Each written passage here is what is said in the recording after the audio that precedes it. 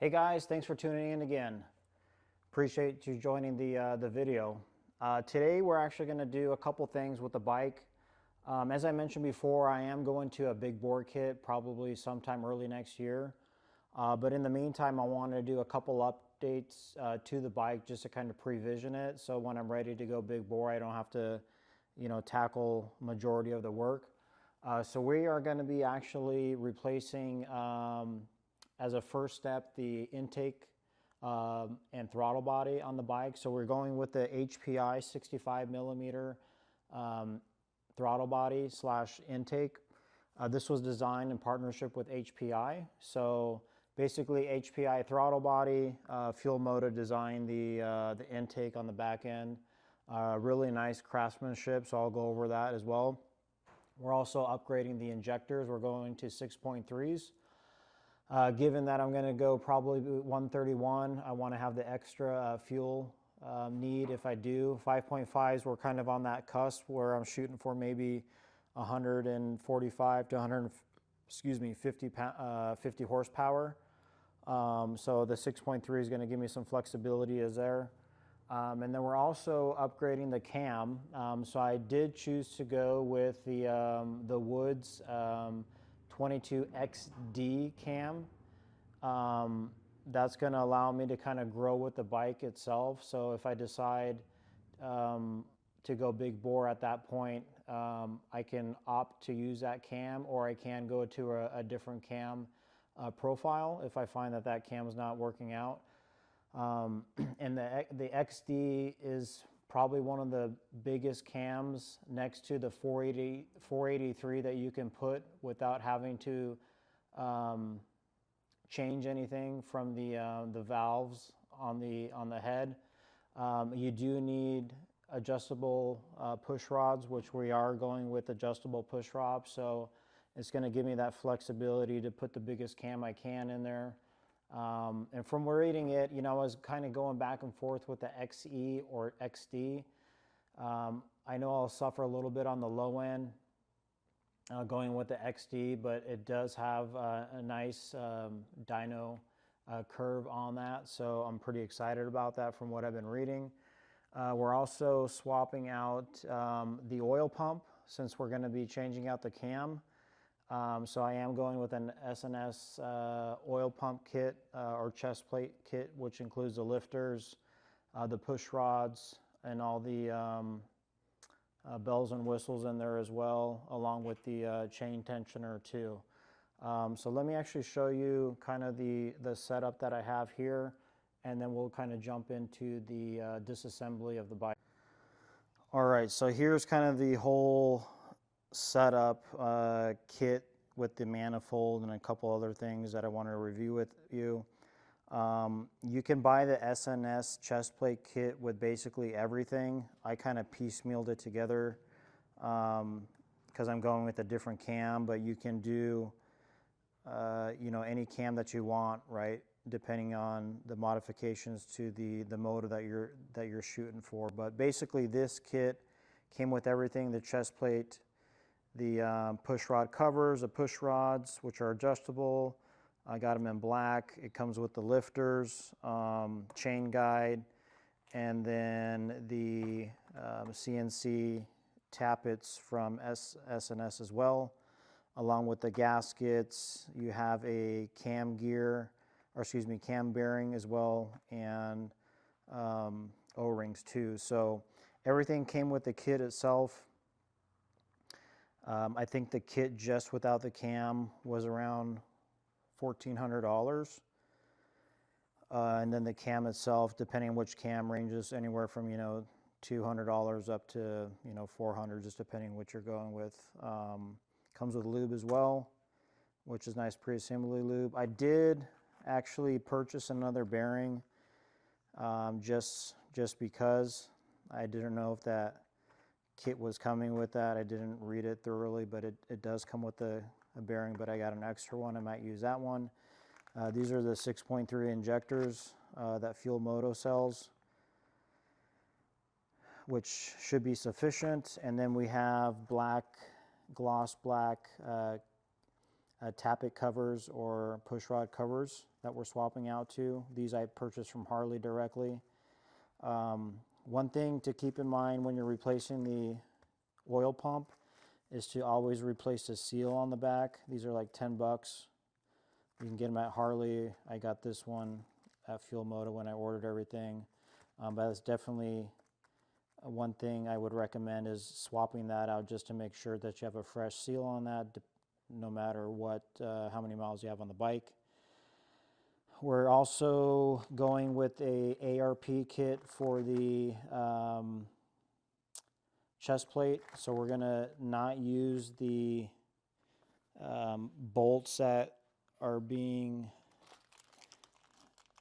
included with the kit itself.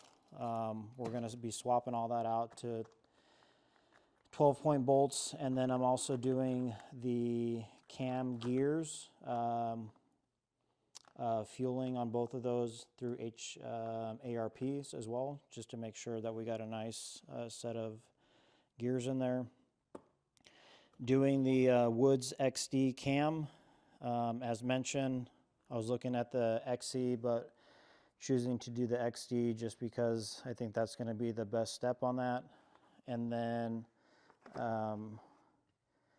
as far as the throttle body goes, this is the Fuel Moto 65mm CNC throttle body that they sell. This is in partnership with HPI.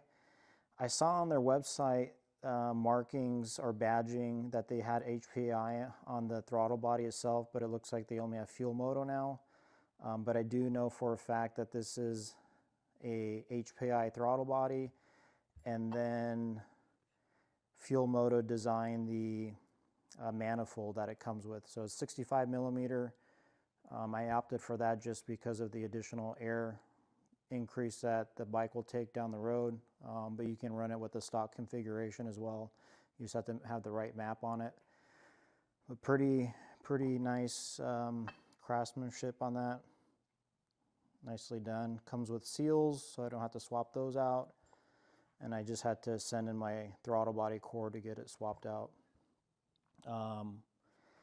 We're also swapping out to different plugs. So I opted for the, let's see, these are the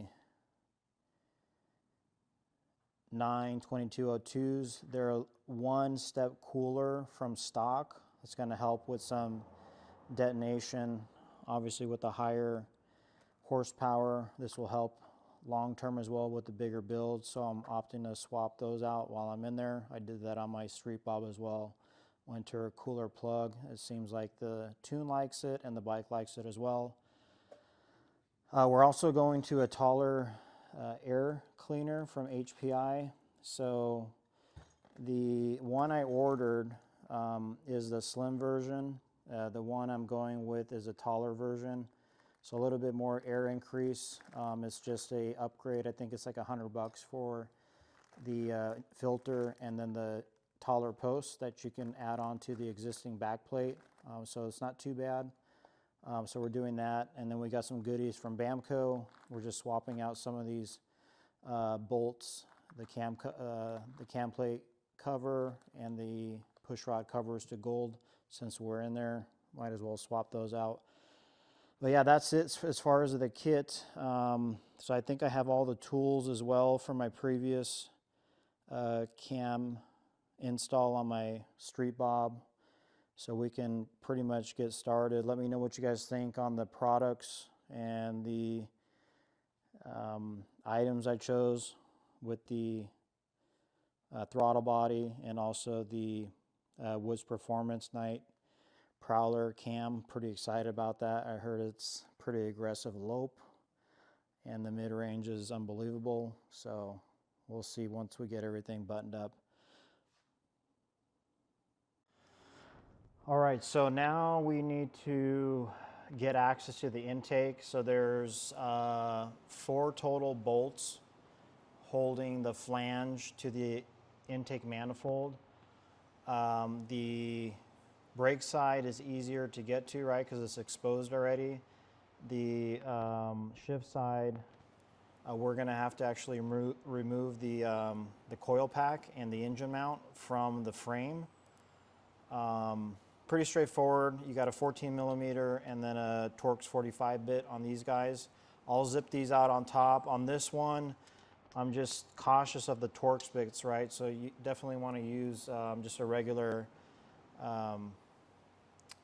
socket ratchet to remove that, so you don't strip it out with the impact gun or driver. In addition, as I mentioned, I'll be swapping out the plugs as well, so that's going to give me access to doing that as well too.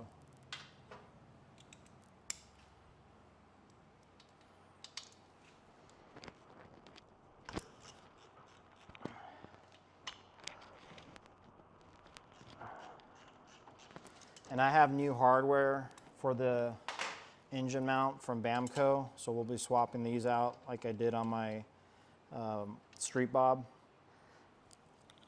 Aesthetically and just from a bolt standpoint, I just don't like these torque bits at all that they use. So we'll get these swapped out for better ones.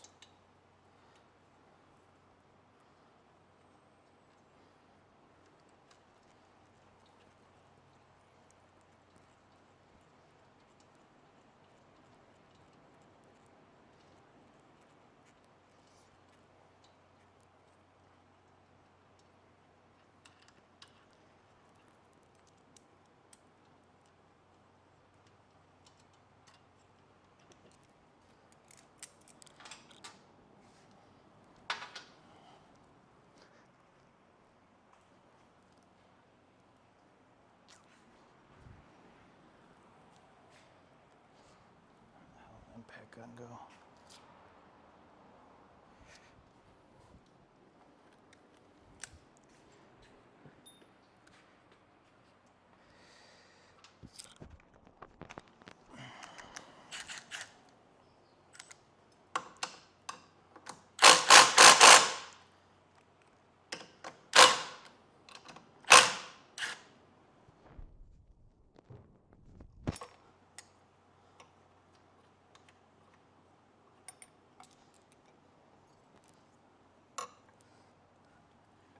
You can actually disconnect the coil pack from this mount. That way it's easier to work with.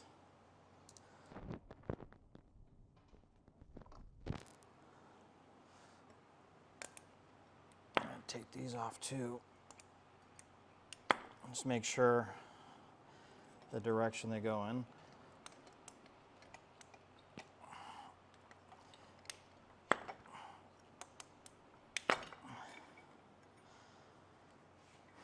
Pretty straightforward. All right, so now we have access to basically, I think you guys can see this. So you have your injectors, right? Your front and your rear one. The flange nut on the bottom, they're just a little bit tricky to get to, so I'll show you the tool I use, which is just a ballpoint number 6 hex to get in there, right? So it kind of offsets it. It's a little bit easier to work with that. So we'll disconnect the fuel injector, and I think there's another bolt on the other side that we need to disconnect. Actually, no, I think this all comes out from what I remember all together. So we'll zip that out and get going on this guy.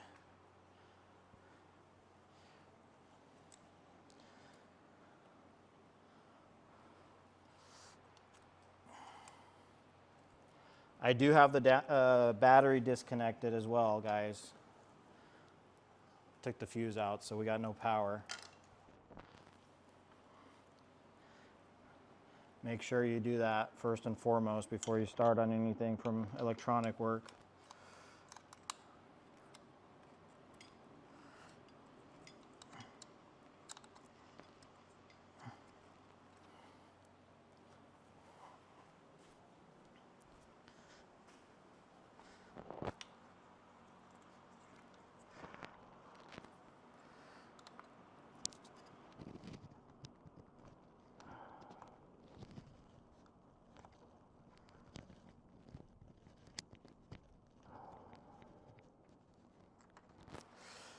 Yeah, the other thing I was mentioning is a fuel map, right, which is on the other side here, so we'll disconnect that.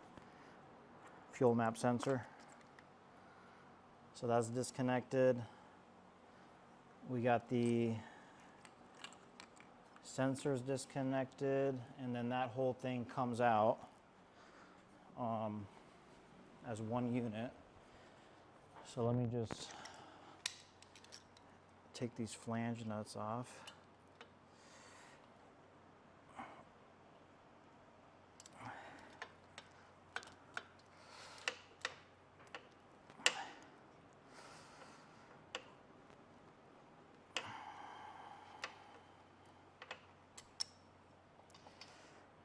This one is a little tricky.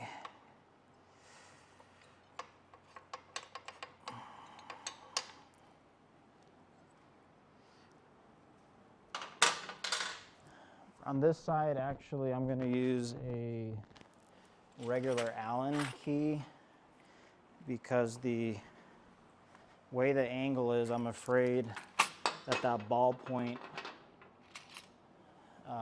is going to strip out.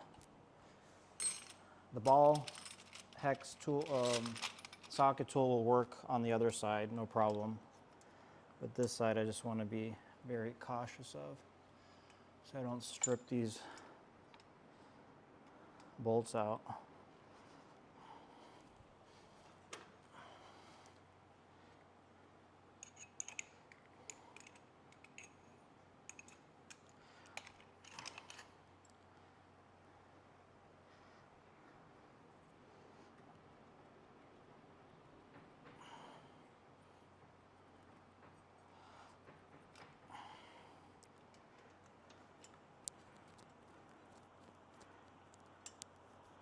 And then once I break the bolt, then I can probably use that other tool to buzz them out.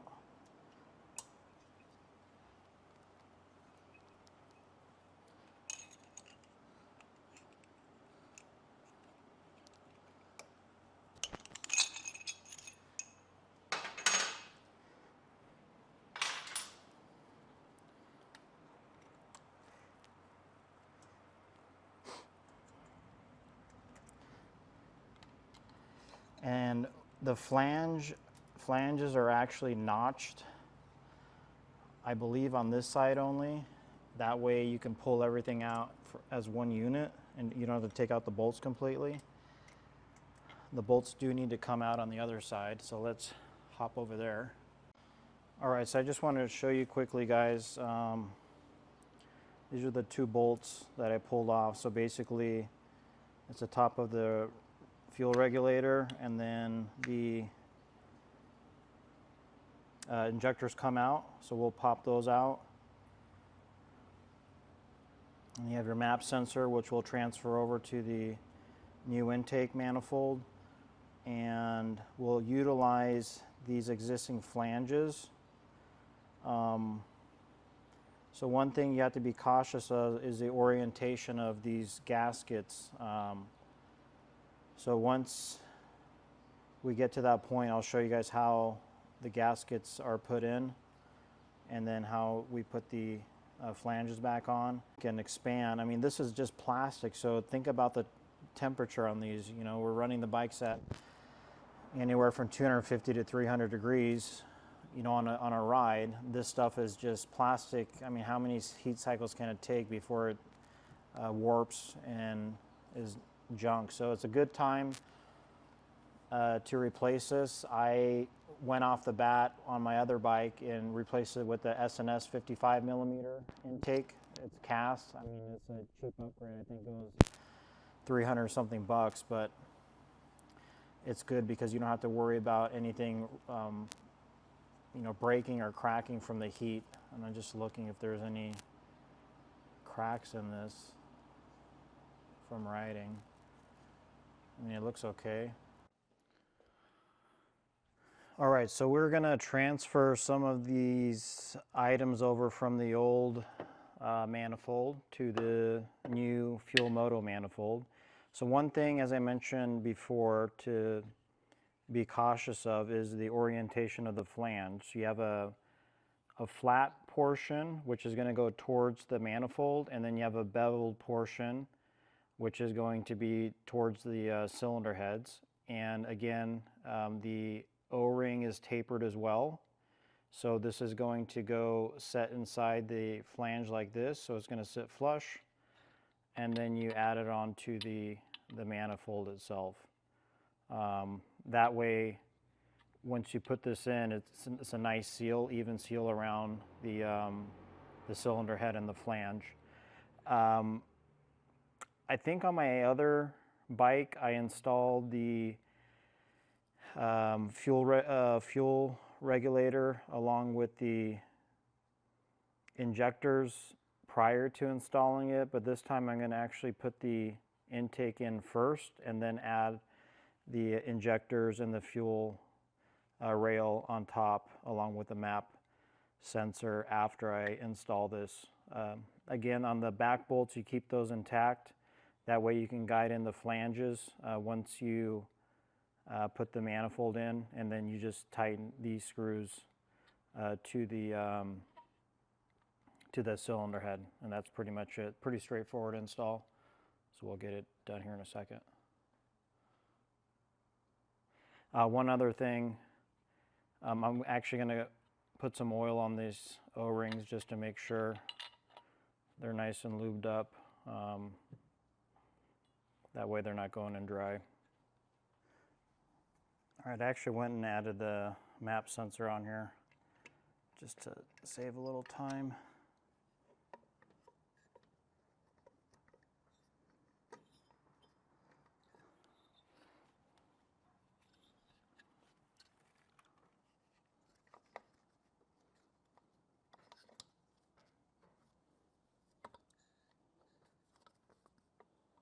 And you can move these flanges around to line up with the bolts in the back to make sure it goes in nice.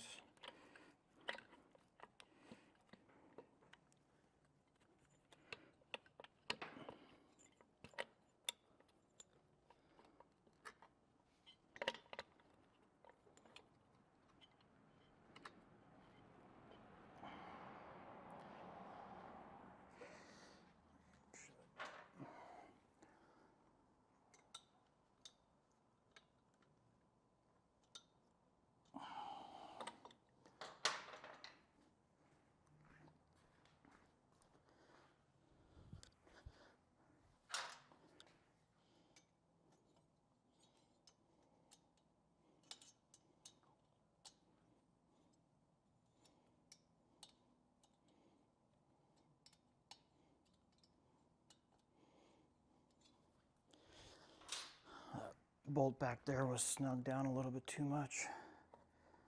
Take this out real quick just to make sure.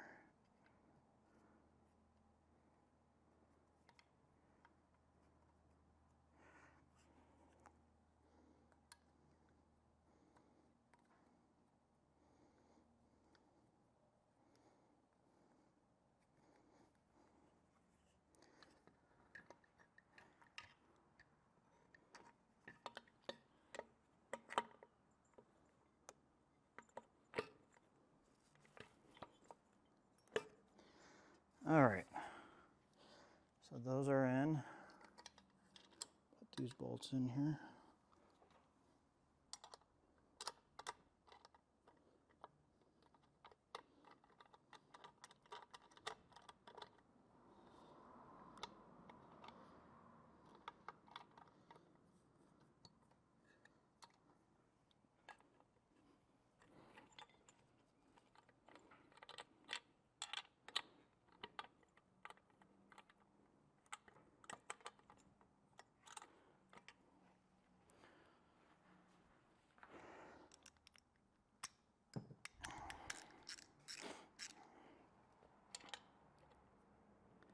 I think you're definitely going to need a offset socket to put these screws in.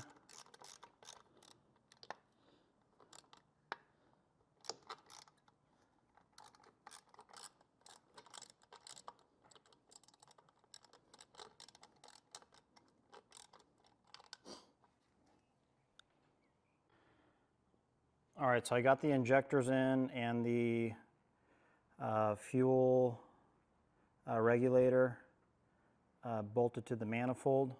So that's in. Everything fit really nicely. I got the map sensor in as well. So that's good. Got this zip tied here. The harness for the throttle body. So that's nice and secure now. We'll move over, jump here to the other side of the bike. Got the engine mount added back on, and then, as I mentioned before, replacing the tops of these bolts as well. This is 45 foot-pounds to 50, and these are 28 to 30 on the bottom. So just be cautious of that. So everything went together well. Injectors are all added in and plugged in as well. So just double checking everything that I can make sure that's all in. And then we have the coil harness plugged in as well to the back. Next up, we're gonna swap out the spark plugs. And I think that should do it for the top portion of the bike. We can then move to the cam. So we'll take the cam cover off next, and then we will go ahead and get these push rods replaced as well. All right, so we actually did not replace the spark plugs yet because I forgot we need to remove them completely so we can have no compression on the cylinders when rotating the tire, and basically top dead centering the cam once we get in there. So first step is to remove the push rod covers from the bottom portion of the casing up to the head. We're going to cut these out with bolt cutters, so this is a fun part. Since they are a single piece of push rod, we don't have the adjustability to pull them out, so we need to cut them out. Obviously, we're not going to reuse them. If you do decide to reuse these push rod covers, just be careful popping these retainers out so you don't scar them up, but I'm not going to use any of this, so I don't mind if something happens to them.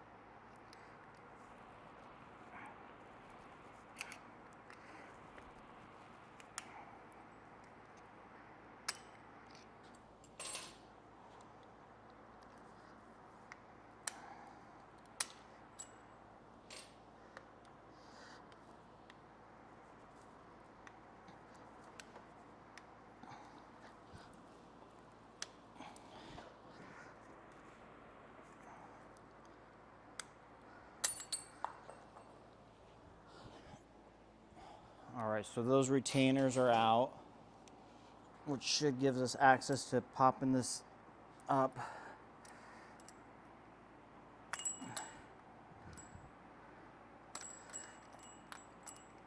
All right.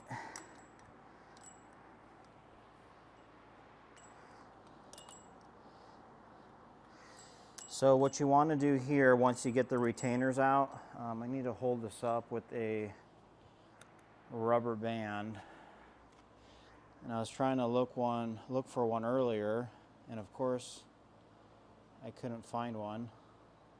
It's a little paper clip trick.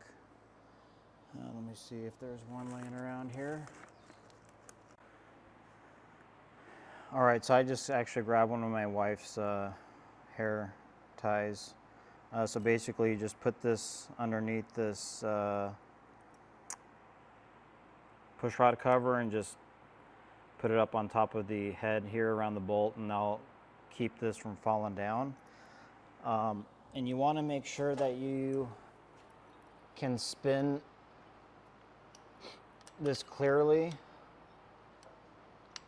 the push rods before you cut them, because that way there's no tension on them.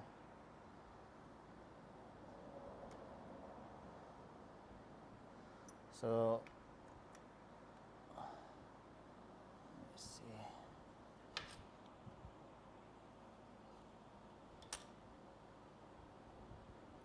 Yeah, so this one spins loosely, so there's no tension on it, so we can cut this guy out.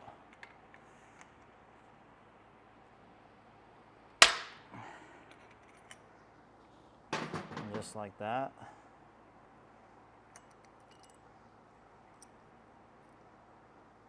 And you're going to reuse a couple things from here. The spring needs to transfer over to the new push rod covers. See how nicely that's cut. So that's one.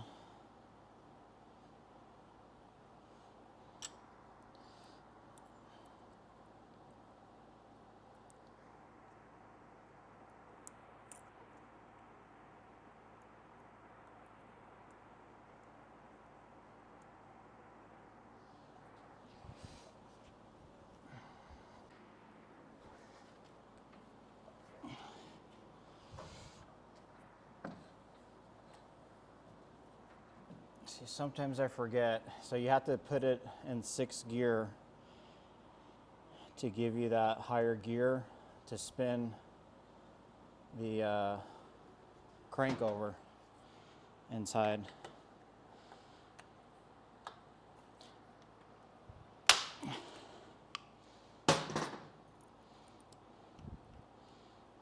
It's been a while since I did this.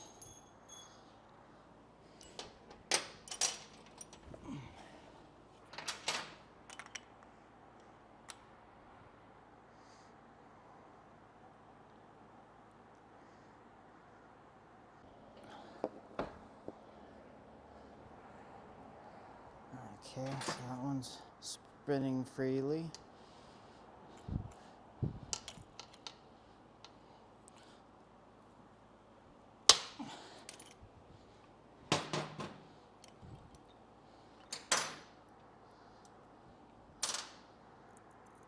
And the purpose of obviously cutting them with this instead of using like a Sawzall or something, you don't want any metal shavings going inside the case.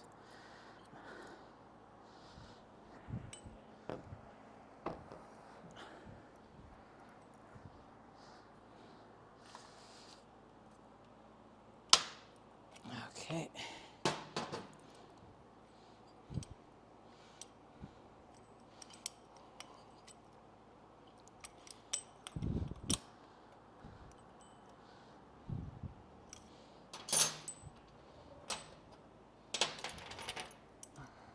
It's over here.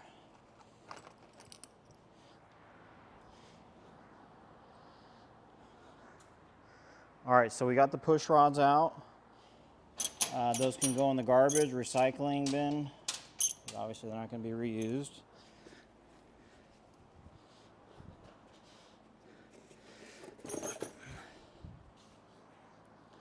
So next, what we're going to do is take the cam cover off and get the oil out of there, and then also remove the tappet cover covers,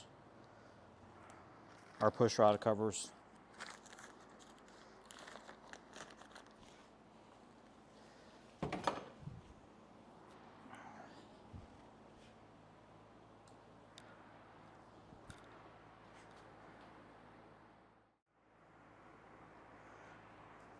All right, so let's pop off these cam cover bolts. And these won't be reused since I got new ones as well.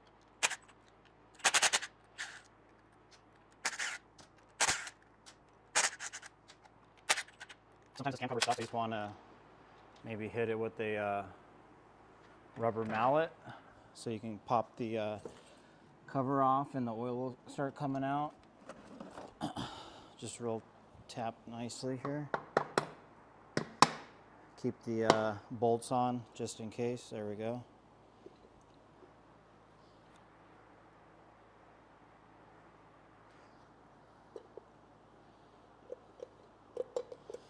Let that drain out.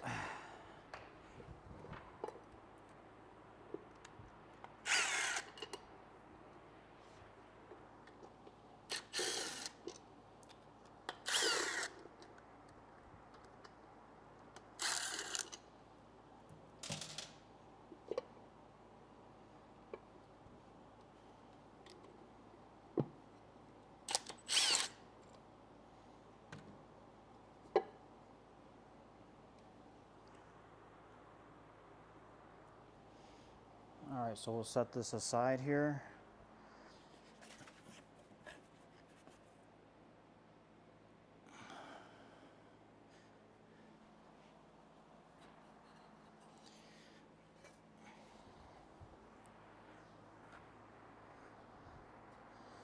So while this is draining out, we can take the tappet covers off so we can get into the lifters.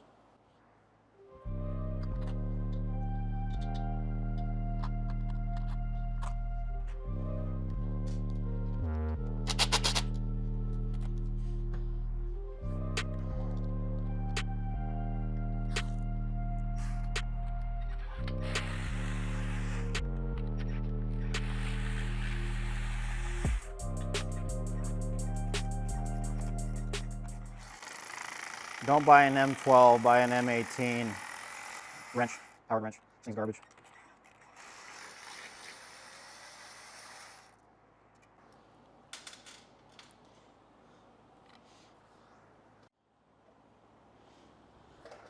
All right, so we got the tappet covers off and the oil's draining out here from the cam plate area.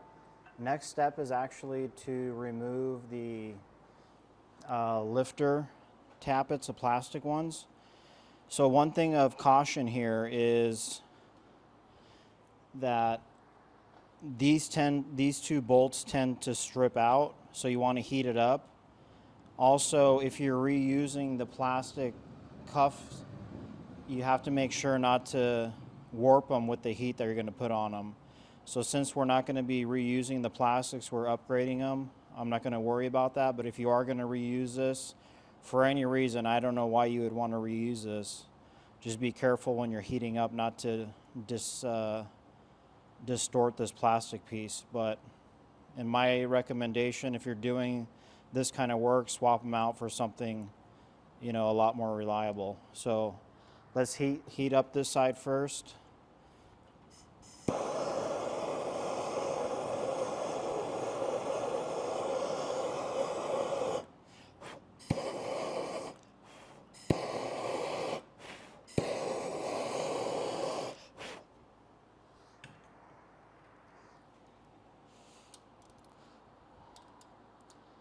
And this is a 3/8 bolt. So that broke loose, which is good.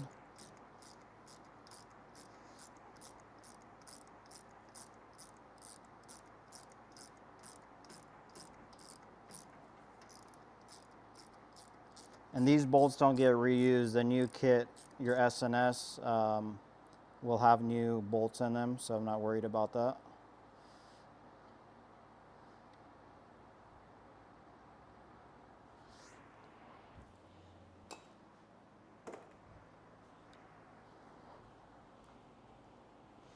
All right, we can remove the other bolt here. Let me just for kicks, see.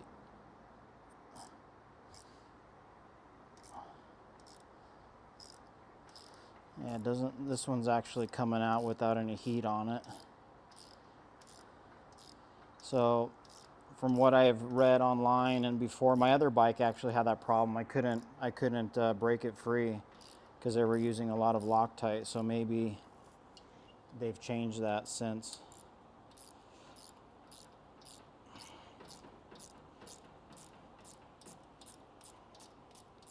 Also, I wanted to point out too, there's gaskets, rubber O-rings underneath where the pushrod covers go. You want to remove those. I haven't done that yet because I just remembered.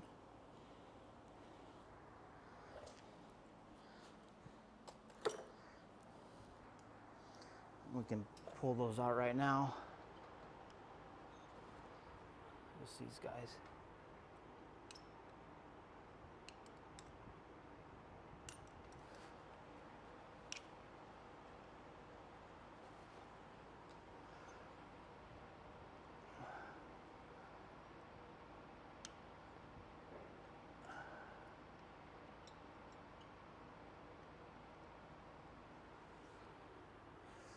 Okay, those are done.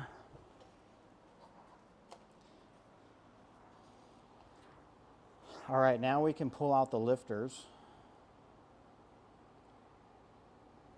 So I just wanted to make sure on the orientation of these. I think on the S&S there's actually a there's actually a hole here for lubricating, and that's going to be facing inside. So when you put the new lifters in, you just want to make sure that the hole, and I'll go over that once I get to that point, the hole for the oiling inside the lifter is facing inward, which these do not have anything. Just taking a look at the lifter here. See if there's any scarring on them.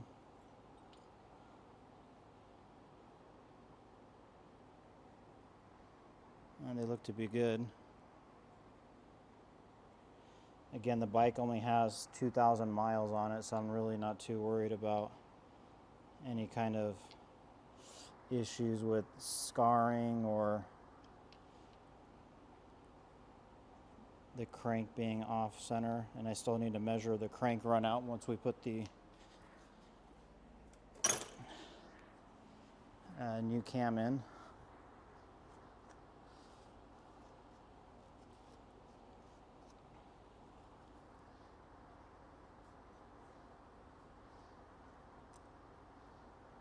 Move this out of the way for now.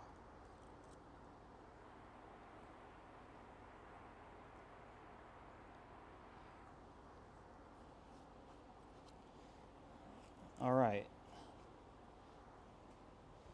So next up is the chain tensioner.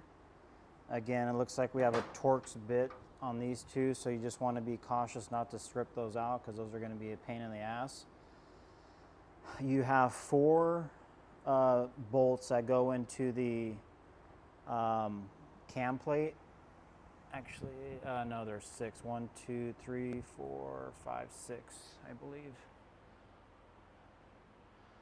Yeah, there's 6 bolts in the cam plate itself, and then 4 bolts in the oiling pump. So I'm just going to actually remove the 6 bolts and just pull everything out at one time. That way I don't have to worry about, you know, since we're replacing this whole unit basically, I don't have to worry about it, you know, hanging back or more issues than I want to deal with. So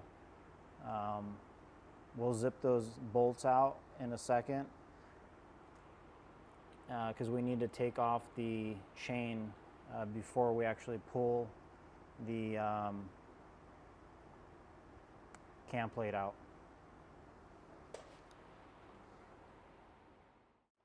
All right, so let's pull the tensioner off.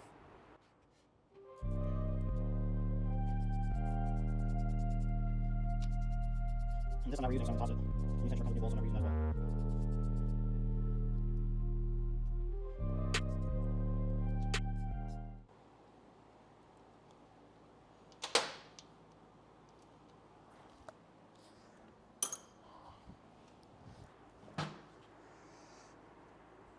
All right, so now let's pull off the chain.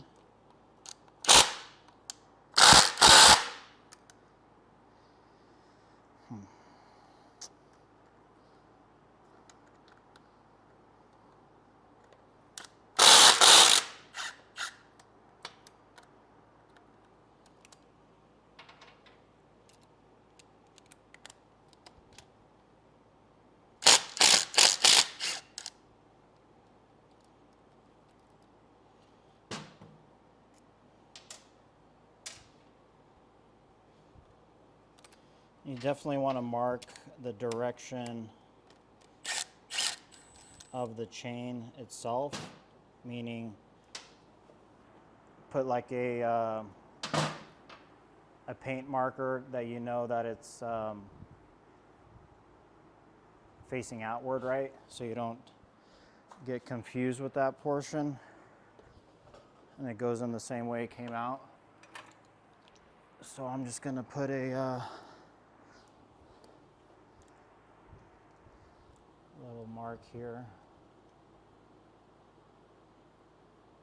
on the chain.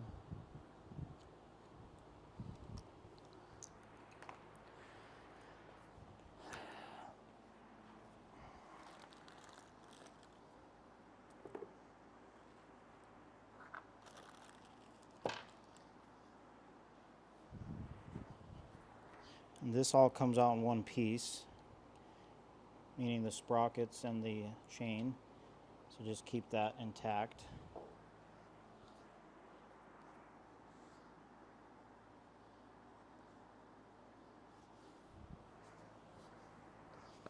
All right, so now we are ready to pull the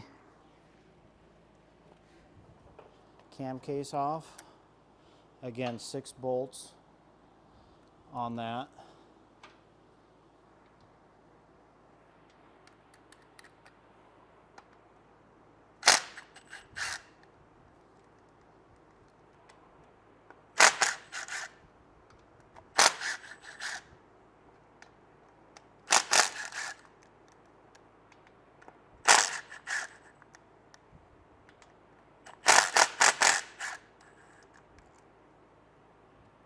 There's a shim on here.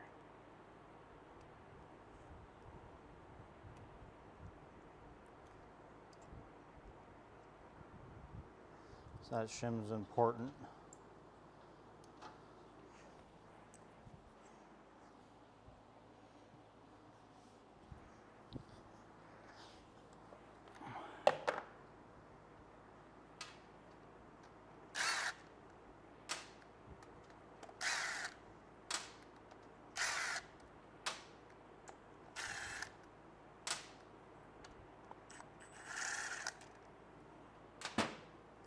All right, so this should all come out now at one piece.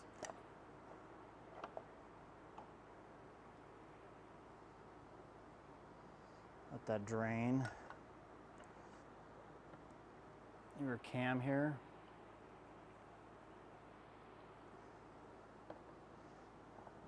So there's some seals in here that we're going to take out as well because those are being replaced. I think the seal on the back of the pump came out with it. Yep.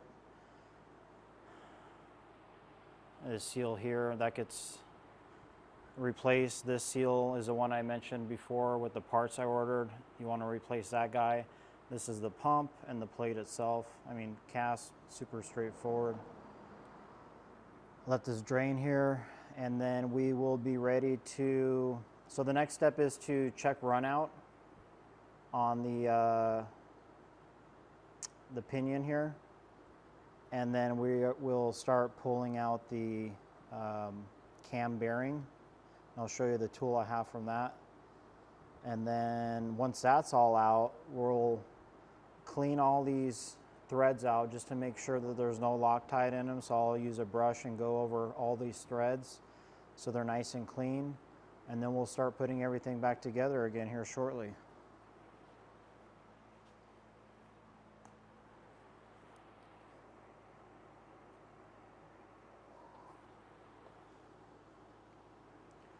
Better view of the inside of it. So this O-ring gets replaced. That O-ring comes out with the pump. So we'll just pull this one out here. Let me actually grab a O-ring removal tool so I don't scratch anything up.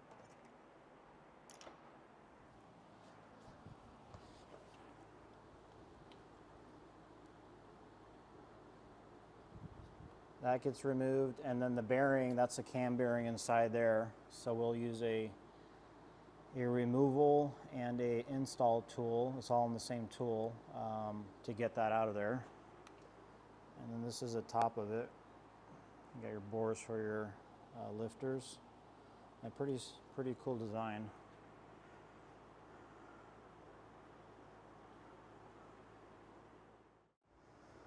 All right, so this is the fueling run out tool. Basically, it just gets installed like so. It comes with inserts as well to screw those on. And I'm checking this real time, so let's pray that we are within the spec. So we shouldn't have more than 5 thou when installing the new cam. So we'll see where we're at.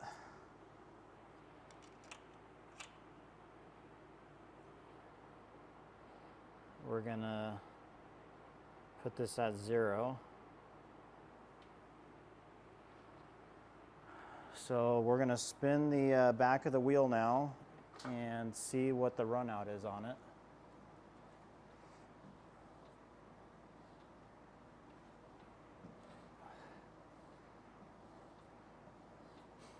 So we are looking at 2 thous, which is pretty good from the factory.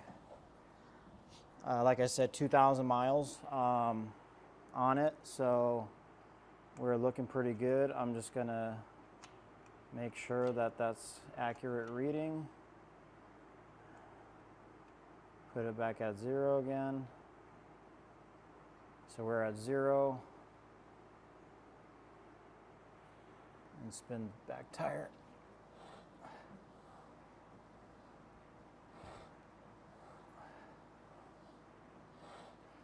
So are actually between 1 and 2 thousandths. Yeah, just underneath 2 thousandths. So that's pretty awesome. I'm happy about that. So now that we have, and some people don't do this, right? They just, you know, don't double check it. I would imagine on higher mileage bikes, say 20,000 plus, 40, you definitely want to check it. I just want to check it just to have peace of mind, knowing that I'm putting a new cam on a good shaft, and it's not going to run out and get that bushing all messed up on the new chest plate. So, you know, take your time, do some research on it. From what I've read, it's definitely important to check the camera, the run out on it, and that you're within spec. Like I said, S&S, I think fueling as well is within 5 thou, that you can still get away with putting in a new cam without having to remachine the crank pinion and doing all that nasty stuff. So obviously once I go to a big bore kit, this is all going to change because I'm going to have to take the casings apart. I'm going to rebalance the crankshaft, weld it, make it a little bit stronger, and then, you know, that should be right at 0 when I do that. So this is good to go. We'll start getting the cam bearing out, and I'll walk you through that as well. All right, so now we're going to remove the cam bearing, and it's pretty, you probably see these online. You got a removal side and an install side. There's a couple different companies that sell these, anywhere from a couple $100 upwards. I chose to just purchase one off Amazon. I'm going to include a link to all the tools I used, but I just purchased one off Amazon. It was like $100-something, and it's, you know, it does the job for the amount of bikes I do. I don't do too many, so it'll get me by. So basically, this is a cam bearing puller, which is going to pop into place behind the bearing, and you can kind of hear it, right? Next step is going to be the dowel pin goes in.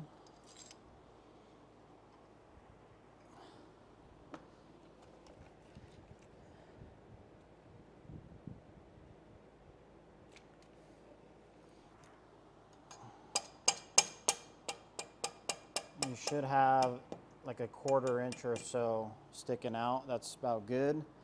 And now we're putting on the plate.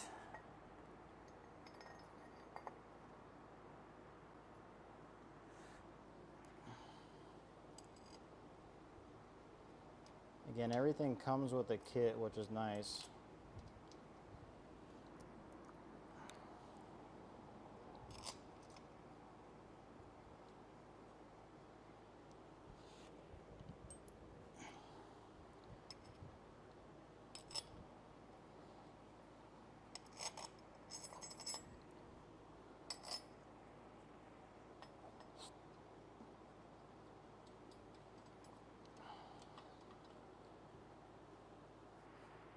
Adjust this camera for you guys a little bit.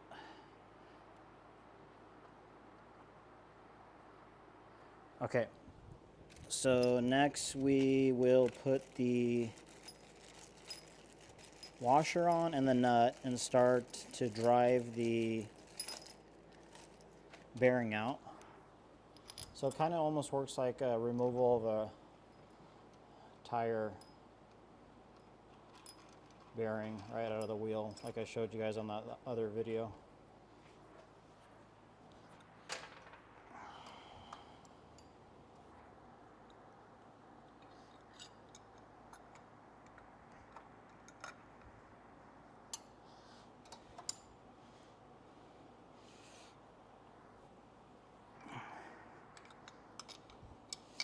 So you can kind of feel it give once it starts to loosen up. And basically you hold down the dowel pin remover and crank on that guy to start pulling it out.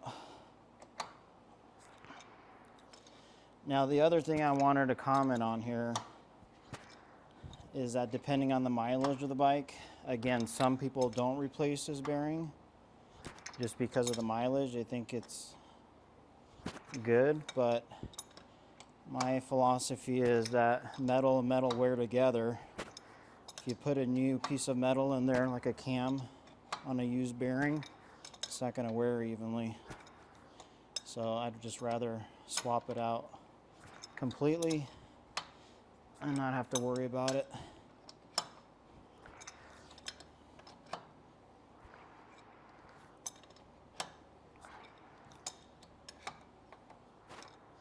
And once it's completely out, it should spin freely. There it goes.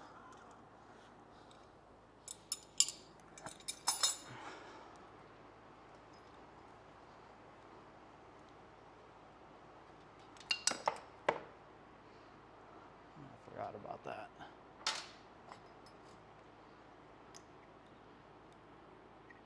All right. There's the bearing,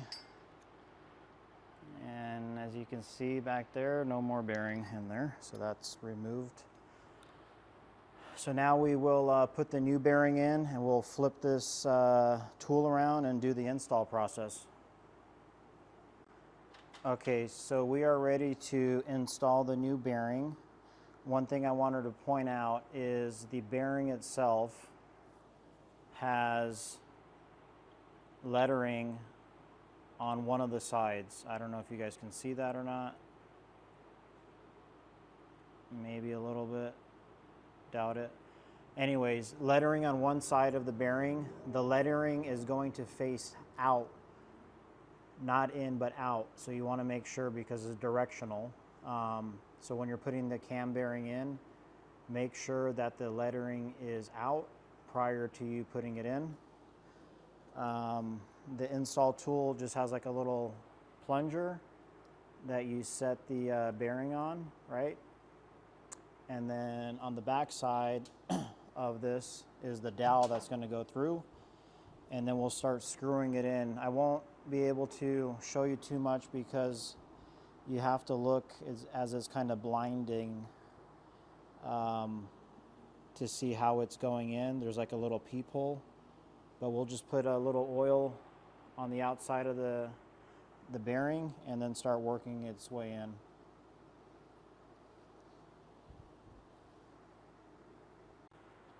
All right, so we have everything set up to do the install on the cam gear. As I mentioned, there's like a little peephole on the top here from the remover side that you can look at, or on the bottom. And basically you're just gonna, you know, work your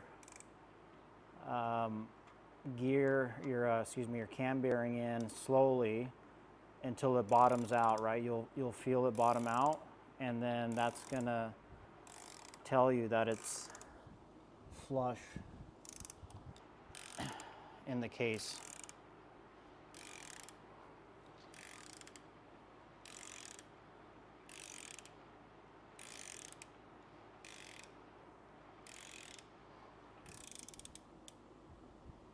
So it's going in nicely. You don't want to force it once it stops, right? Because you might distort it. So you'll feel it bottom out, and that's it.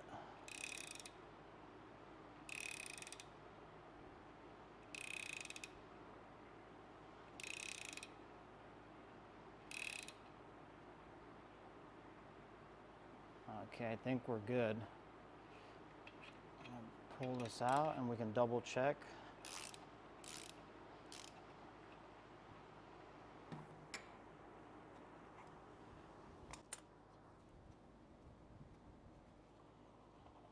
Squeeze off.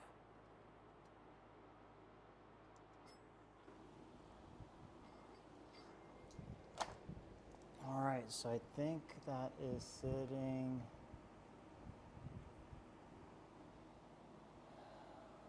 I think I'm gonna actually have to push it in just a little bit more because it's up against the case a little bit. So I'm actually gonna make sure it's all the way in. I thought I was bottoming it out, but I guess I wasn't.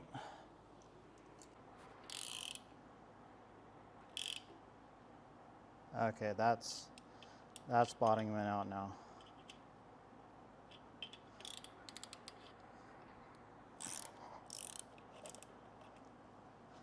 Now we should be good.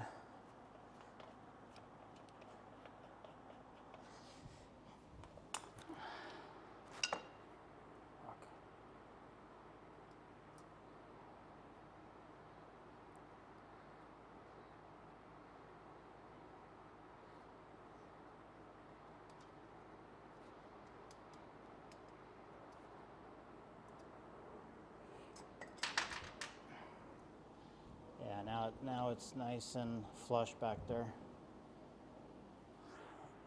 If you see that, see it's kind of countersunk there. That's how it should be. So we're dialed in there. Okay, next up, we're going to put these seals on here, make sure those are installed, and then we'll start putting the oil pump together and get everything reassembled and moving along. So before we actually start putting the oil pump in, I'm going to get the lifters, basically get all the air out of them. I think it's called 9 fingers. Don't quote me on that. They sell basically this mechanism I made to basically bleed all the air out of the lifters, because you want to make sure that once you start the bike up, right, that there's oil and it's not causing any dry lubrication. You definitely want to avoid that. So I think I found somebody made this online. Basically just take a jar like this, right? See, here are the holes I was talking about. Once you put the lifters in, you want to make sure that they're pointed inward. I'm just going to go over these. So basically we're going to put the lifters in there, cover with oil, engine oil, and then we will take all the air out. So it basically sucks all the air through all the crevices of the lifters. That way, once we start it up, it's a nice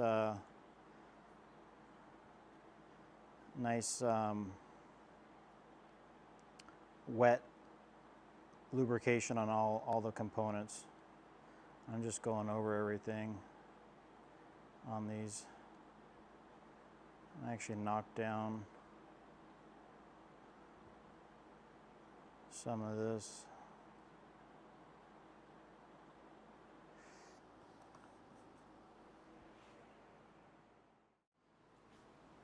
Okay, so I was as I was mentioning before,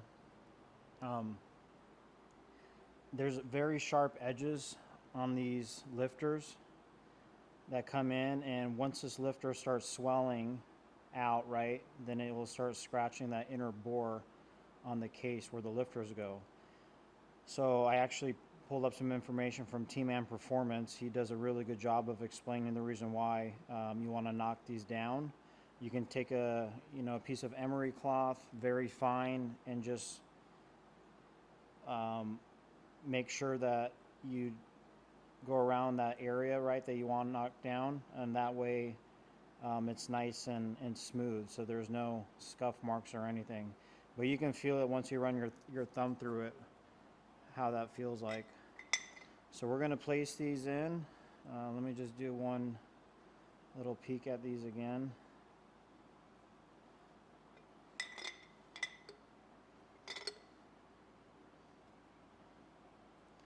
So make sure they're all nice and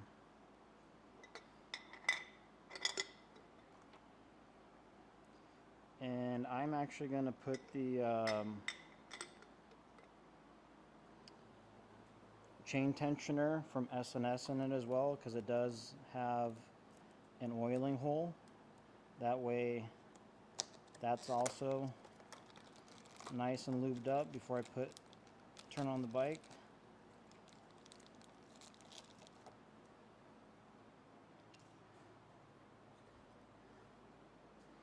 Some oiling holes in there.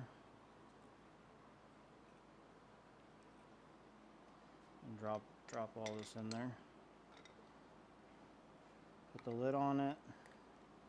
Actually, we need to put oil in it first. And I just use regular engine oil.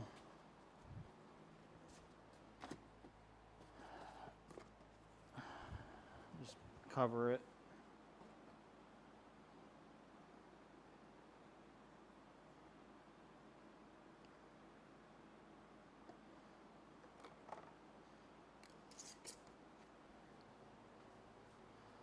All right, and then you can just buy any old vacuum pump, brake pump, one of these guys.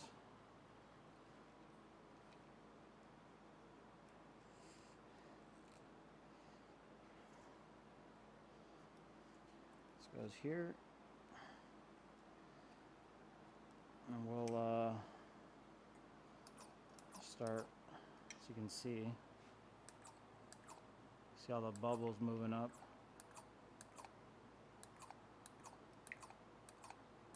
So that's basically sending all the oil through all the nicks and crannies of the lifters and the chain tensioner. So we'll just let it sit there while we're assembling and disassembling the oil pump. Now this is another critical part, right, that we want to make sure that we take extra precaution with the oil pump, because there's certain ways that everything goes together, and if you do it incorrectly, we're both going to be screwed. So we want to make sure that disassembling the oil pump and reassembling goes in the same way. So let's take this guy apart.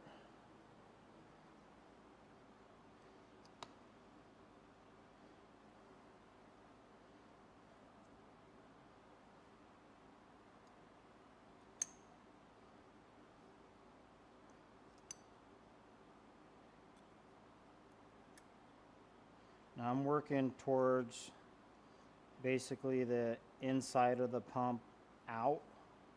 That way I know the orientation. This is the back side facing the inside of the bike.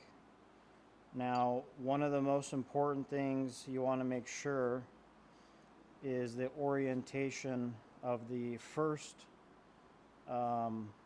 oiling, I forgot what this is called, oiling gear, right?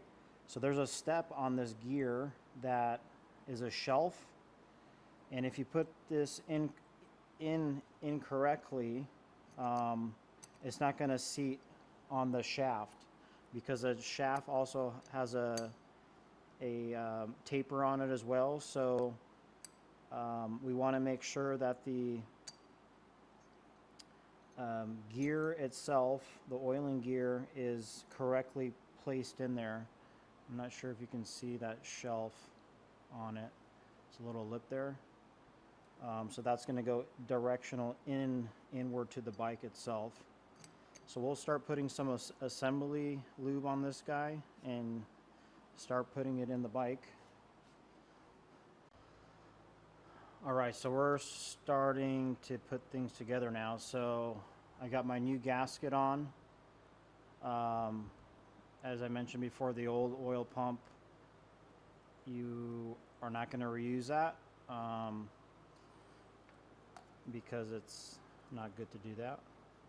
We'll start putting some assembly lube on everything here, just to make sure everything has its right oiling that's needed.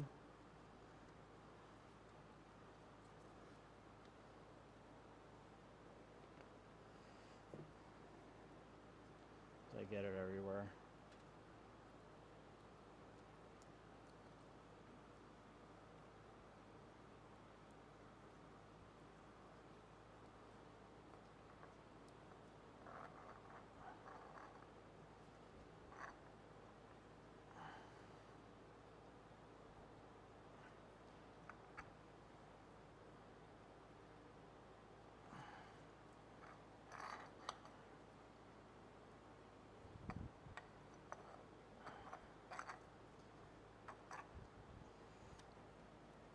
So this should pop in with the O-ring back there.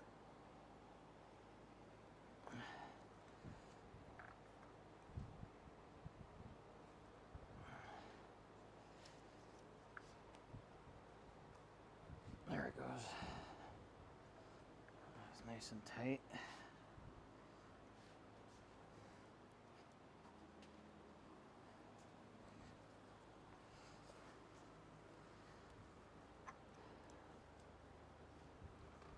Okay, so that's sitting back there.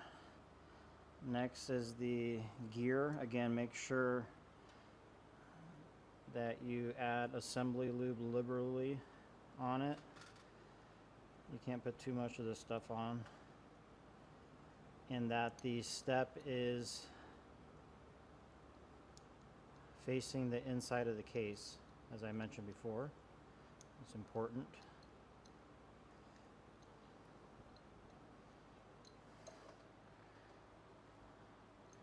Going to cover this all up with assembly lube.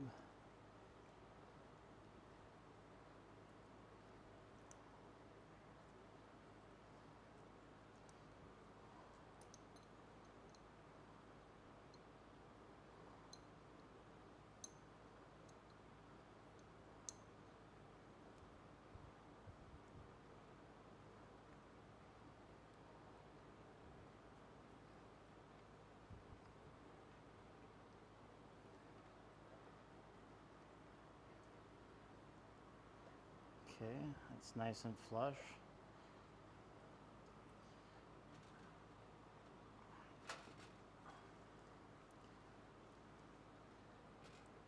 Next is the plate.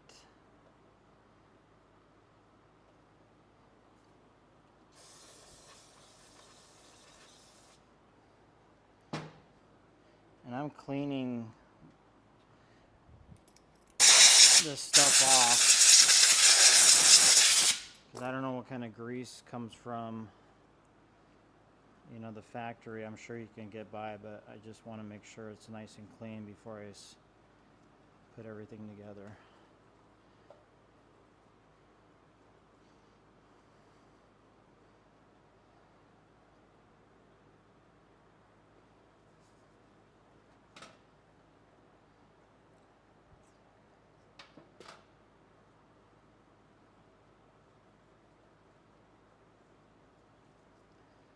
put some assembly lube on the plate here.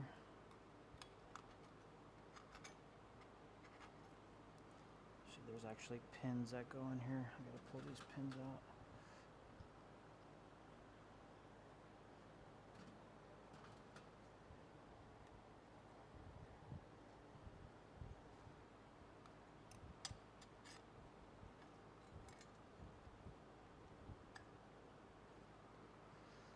Okay.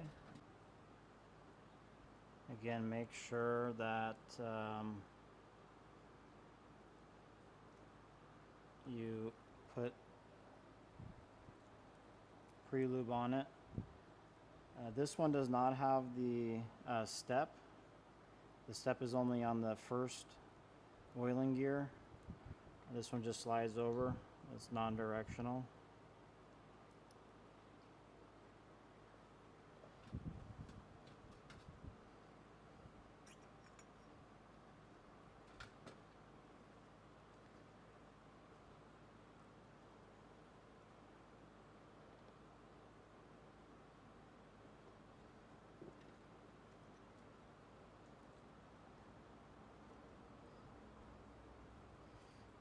Alright, next is the oil pump housing.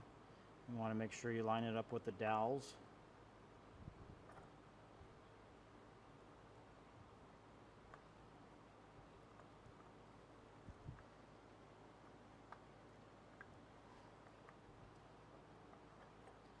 Actually, I'm going to put the gear in it first, because I remember the gear you don't want to put on first, you want to put it inside the housing, because it's challenging to put it in afterwards.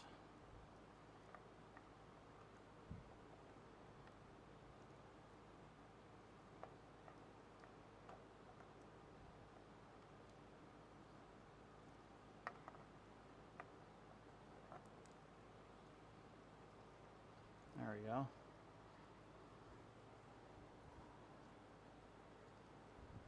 Alright, next and last is the final gear drive.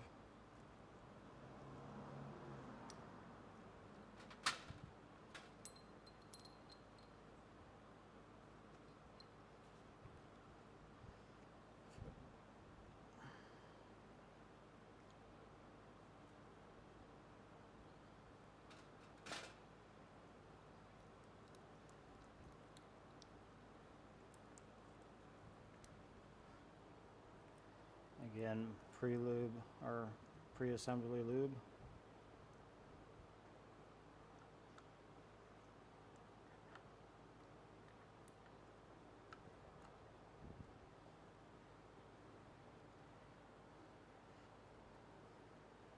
So that's actually it with the oil pump. You just want to make sure you do it in that order. Cam goes in next. And then once the cam goes in, we can put the chest plate on. I'm just going to put some assembly lube in that bearing as well.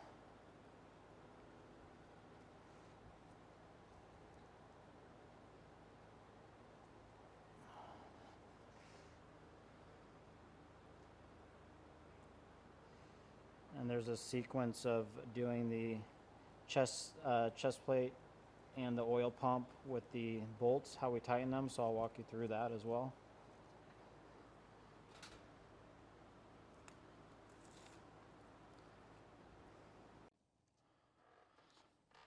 Alright, so we're ready to put the cam in and then the chest plate on.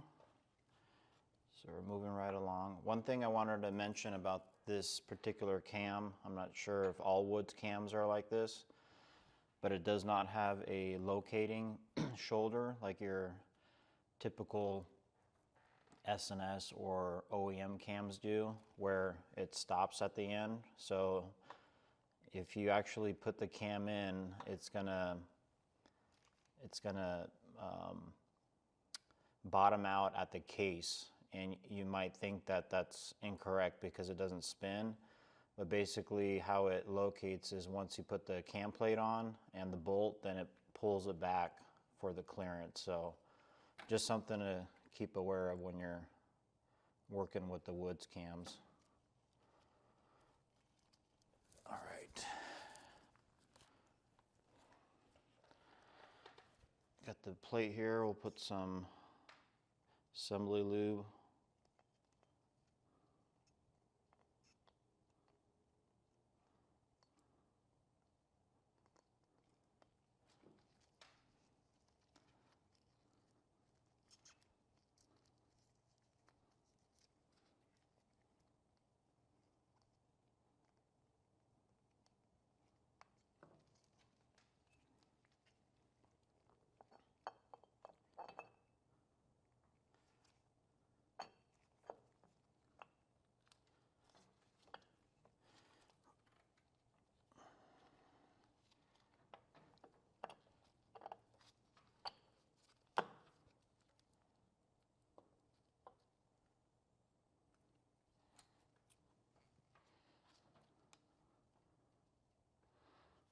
All right, now we're going to put the oil pump bolts and the cam plate bolts in. We'll put some blue Loctite on those. So unfortunately, the fueling 12-point ARP bolts that I had purchased, they do not fit on this. Obviously, that's specific to fueling itself, so I was not aware of that. They do make an OEM kit that fits their OEM plate along with Harley's OEM, but I don't want to risk the shoulders being too big, right, that they can't fit in this groove. So I'm going to utilize the S&S bolts that came with it, along with the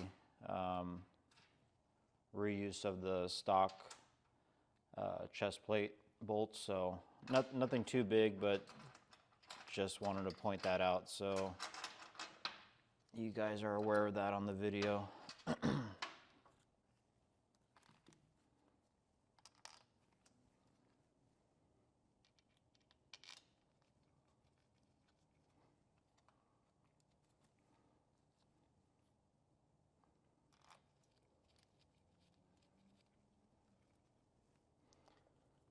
So 6 bolts go in. We're going to cinch these all down just loosely because we're going to center the oil pump. There's a couple different procedures with this that you can follow. S&S recommends that you put the oil pump bolts in along with the cam bolts in, tighten everything down by hand, and then back it out by a quarter of turn so it's kind of loosely in there. And then we spin the rear wheel to center everything.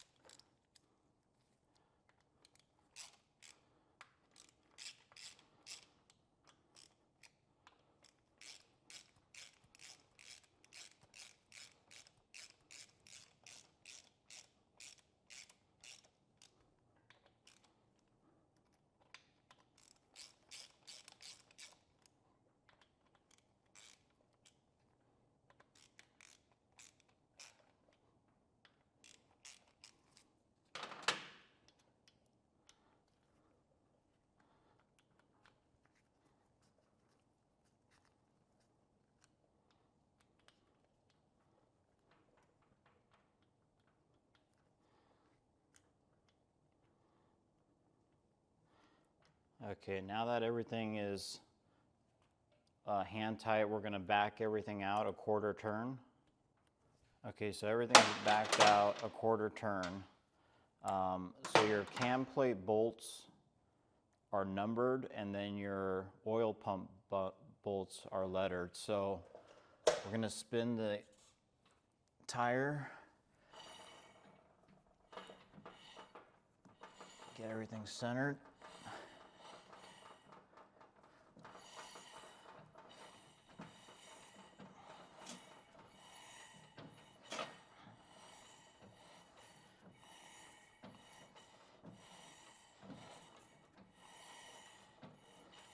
Okay, so while we're doing this, now what we're going to do is we're going to tighten two of the cam plate bolts.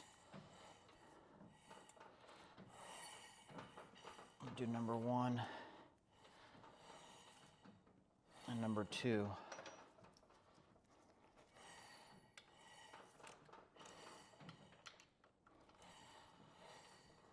Okay, so those 2 bolts are tight.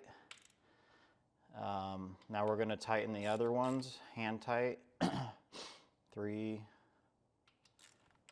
4, 5,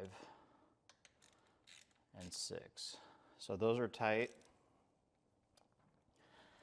And now we're going to tighten, torque these down to 100 inch-pounds.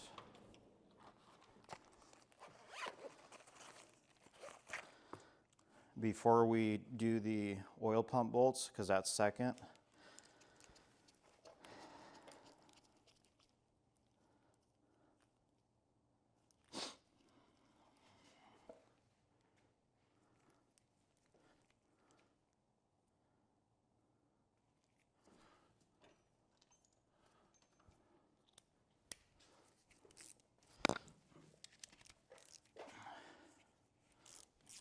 So again, their sequence 1 through 6. So we'll start with 1.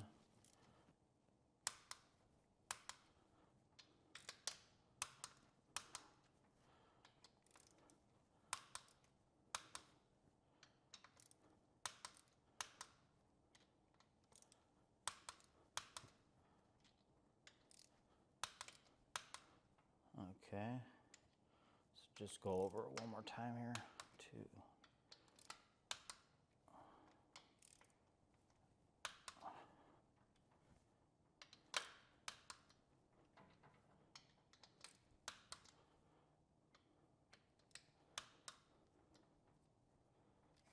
Okay.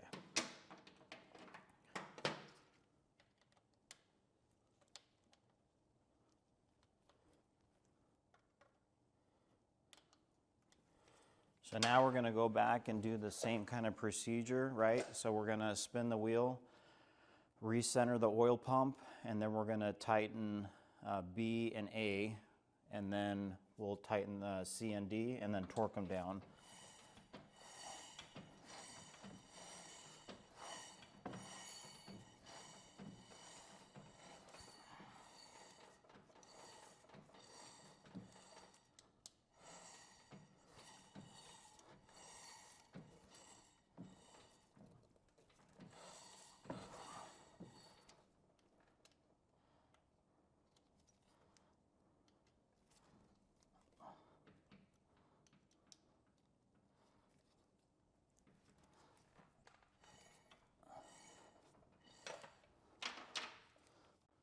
Okay, so we got the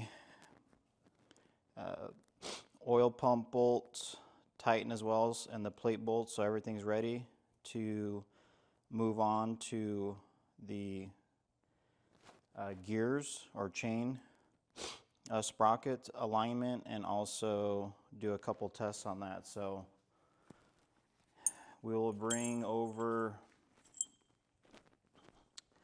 the shim that came with it, which is 100 thou. We'll put the gear on the top here.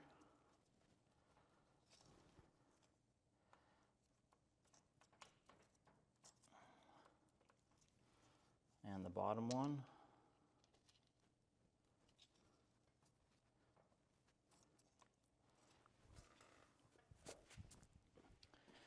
And then for this particular thing we'll do here is we'll tighten these to 15 foot-pounds for the test. So we're actually going to measure if there's any run out between the sprockets. That way we can either shim it or leave it as is. All right, so 15 foot-pounds on the top and bottom.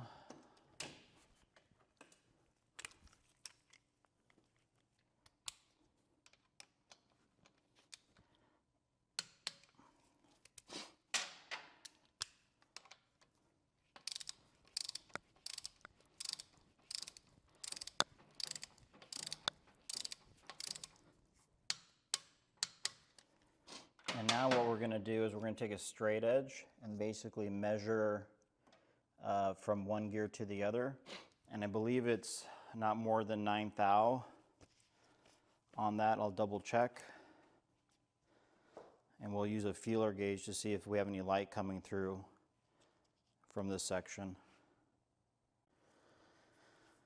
All right, so this might be a little bit hard to see, but basically we'll just take a straight edge, right? And we'll put it up against on the sprocket side, and then we'll run a 9 thou shim to see if there's any way that will fit. So that side looks good.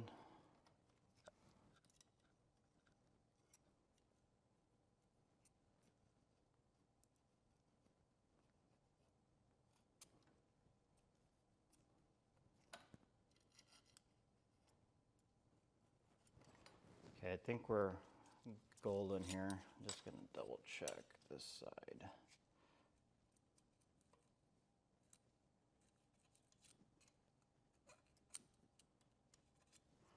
Okay, so we're good with that. So now it's time to put the chain back on.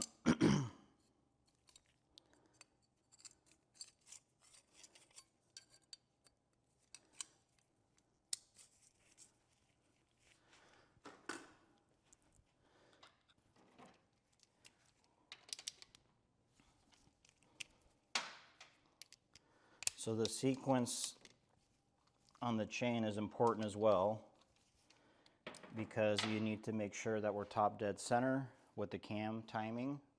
All right, we don't want to screw anything up there.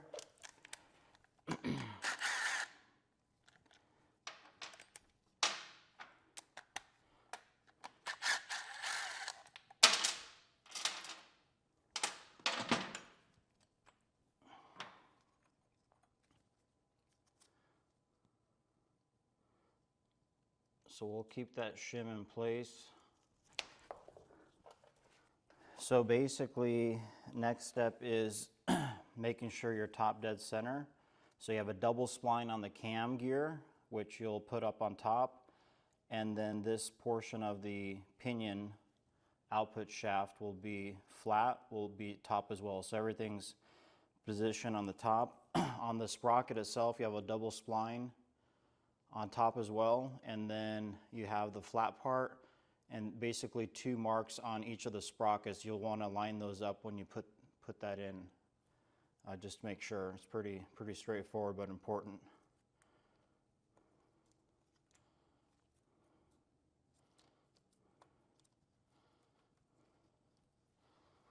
Okay, so we got 2 of the dots positioned. We have the double spline facing at the 12 o'clock, and then we have the pinion flat portion facing at the 12 o'clock as well. So we're basically timed correctly. Now the next step is to tighten down the sprockets themselves. And there's a sequence for that. All right, had a little trouble putting that in. So first step is to basically tighten these 2 bolts down to 15 foot-pounds and then back it out. The top's going to be 34 foot-pounds and the bottom's going to be 24 foot-pounds. So pretty straightforward on that.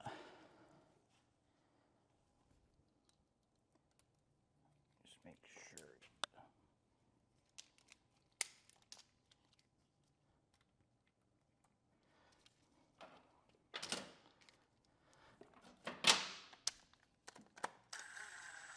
And I did put red Loctite on there as well.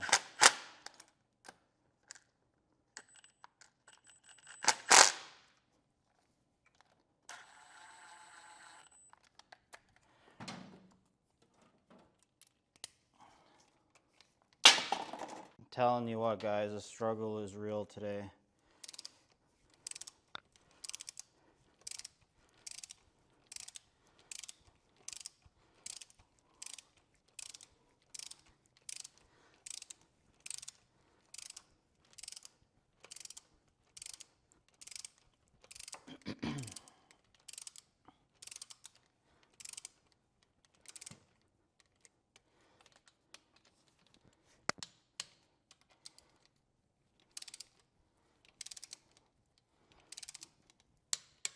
Okay, so now we're going to back it out.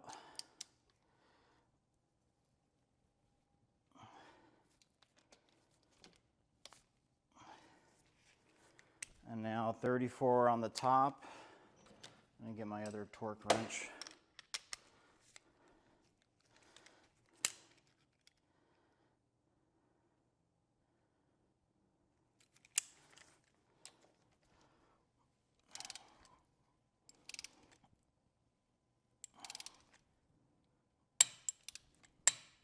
And then 24 on the bottom.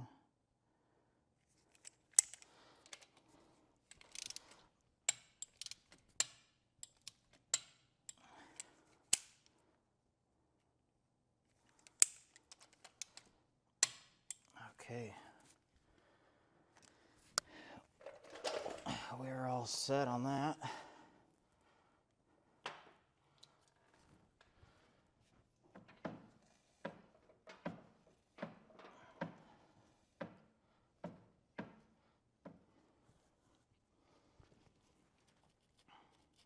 Next, we're going to put the chain tensioner on. I'm going to put some red Loctite on the bolts.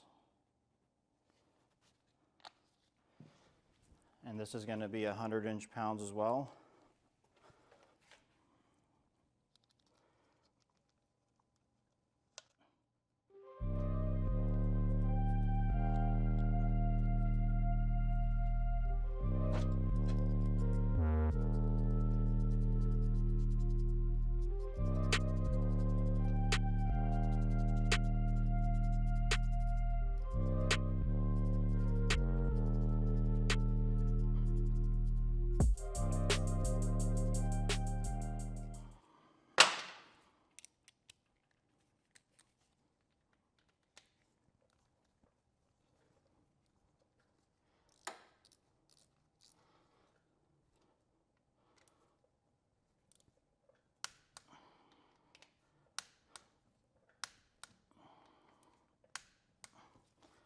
Okay, so we are all buttoned up there.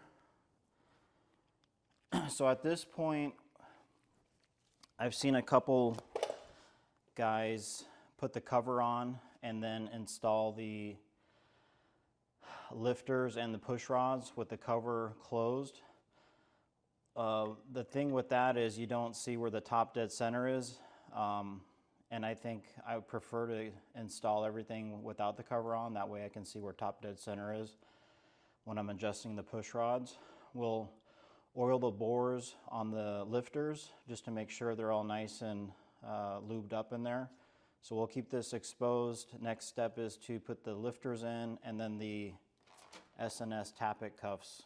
And I'll show you a process on that as well.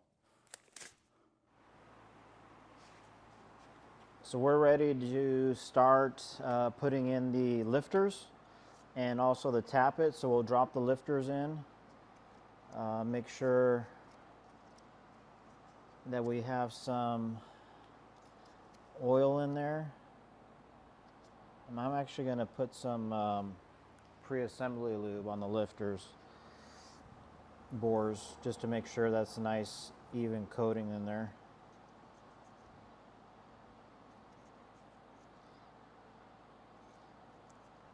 Again, you can opt to put the cam cover on before this step so there's no oil coming out if you do put oil in there.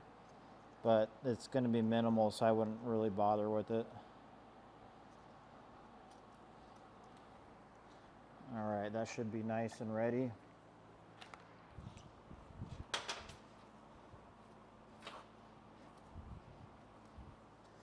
And come over here to my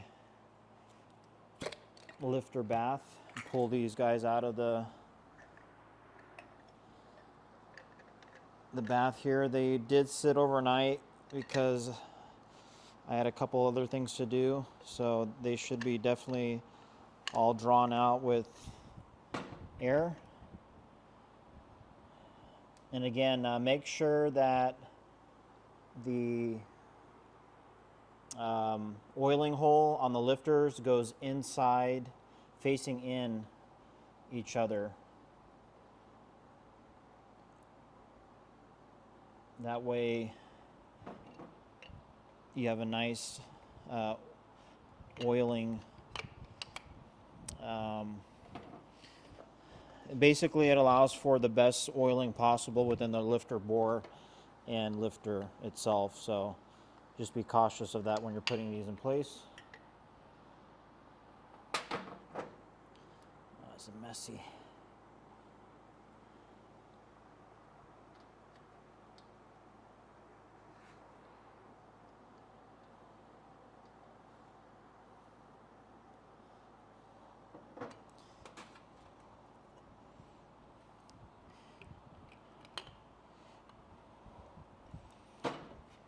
Actually gonna grab a magnet to pull these out because it's getting all over the place.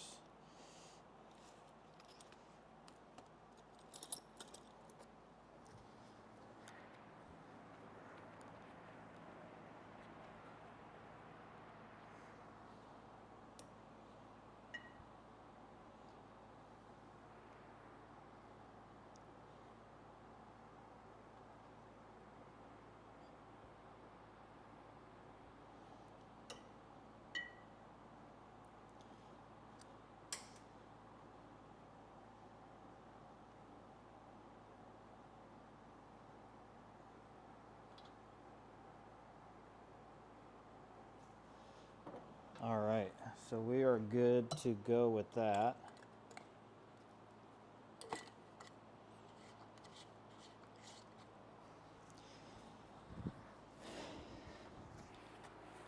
Now, one thing I learned from Tucker Speed, Tony Tucker, is when we are, I should move this up, sorry about that, guys.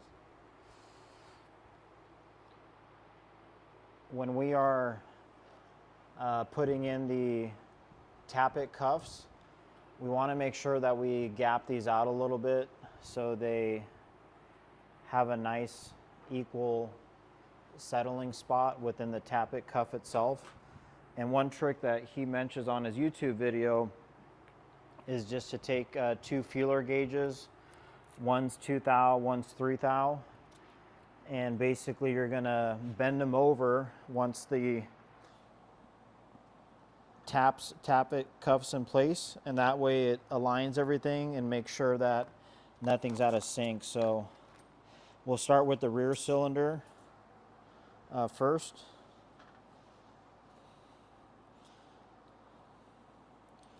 I'll place this on here.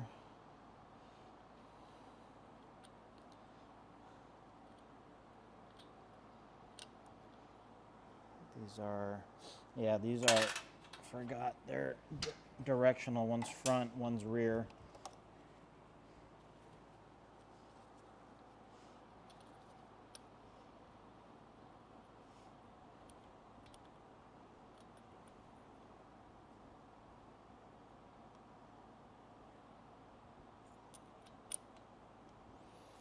All right, so let me grab the feeler gauge. So basically, move this up a little bit.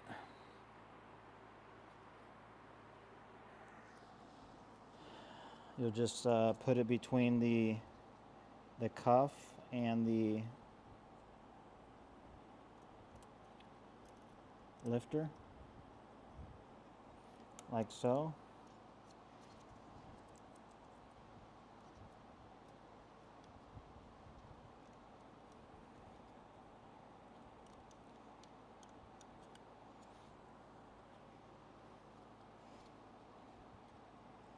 And then this way, when you're tightening the screw down, it should align perfectly on both sides, the front and rear. So that looks good. Let me see the bolts here.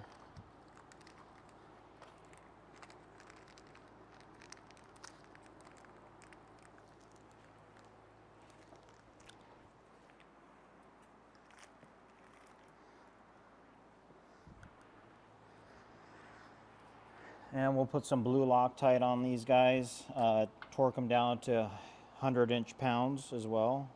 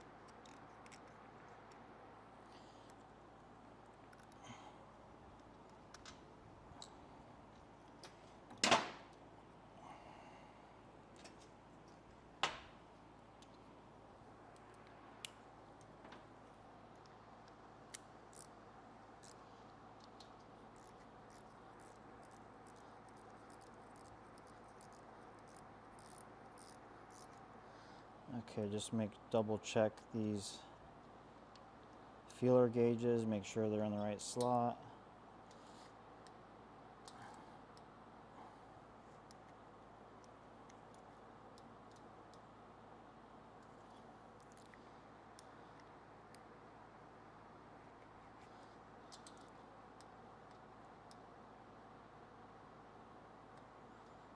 All right, and pop these guys out.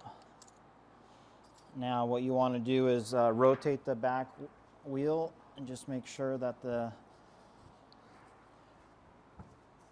lifters are going up and down correctly and there's no binding between the cuff and the lifter.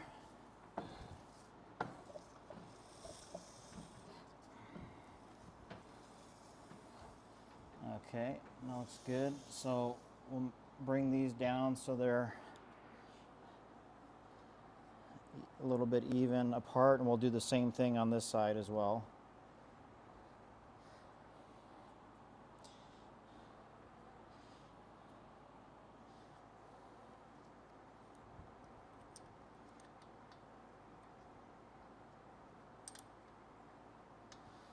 All right. So we got that cuff on, and now we're going to put the feeler gauge in here.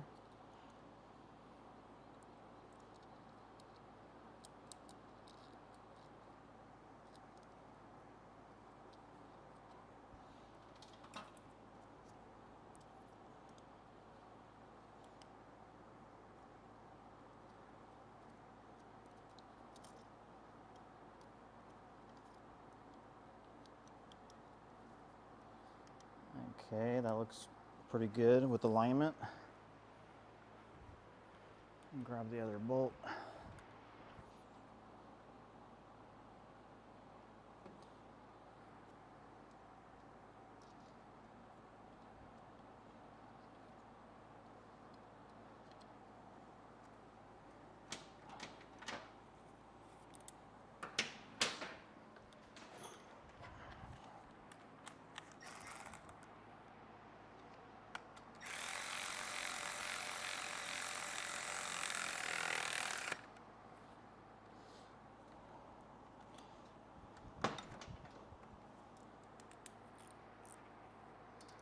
Hundred inch-pounds again.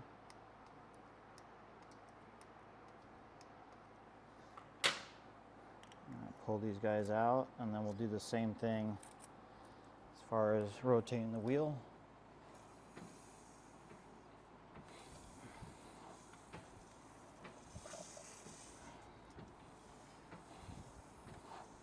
All right, looks good.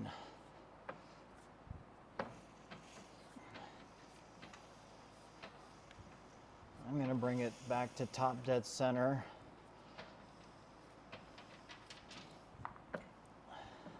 That way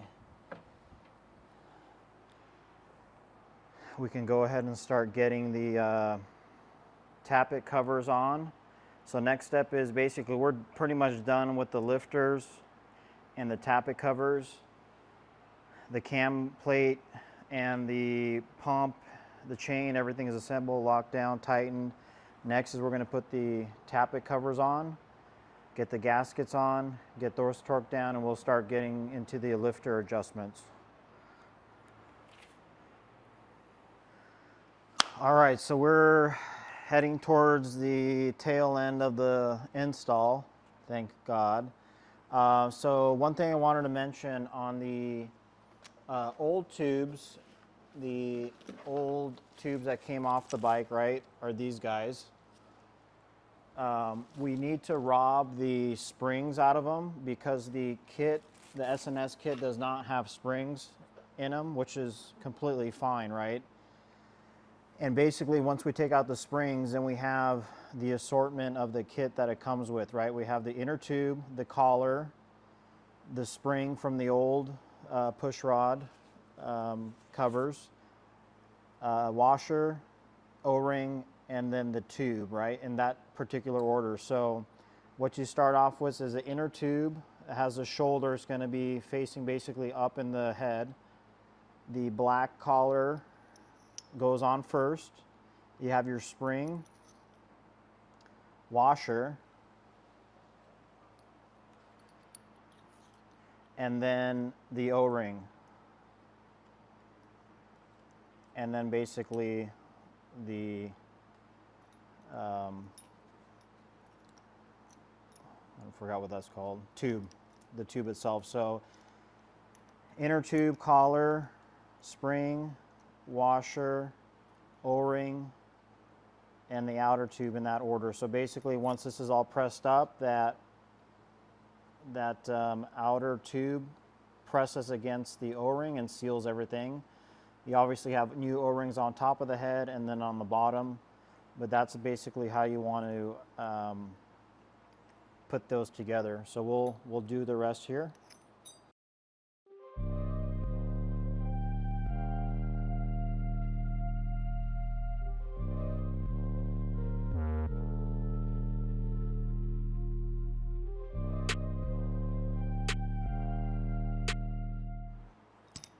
There you go. Pretty straightforward in that particular order. So we'll start assembling the front cylinder first, and then we'll make our way towards the rear. So I'll move over there, get these O-rings put in as well. So we got those and we don't forget about them. And then we'll start adjusting the push rods. So these are the S&S push rods. Basically, you will mark the push rod itself. You'll do 4 complete turns around, and that will basically set the final length of the push rod. We'll set lash first, and I'll show you how to do that, and then we'll do final adjustments and walk you through that process.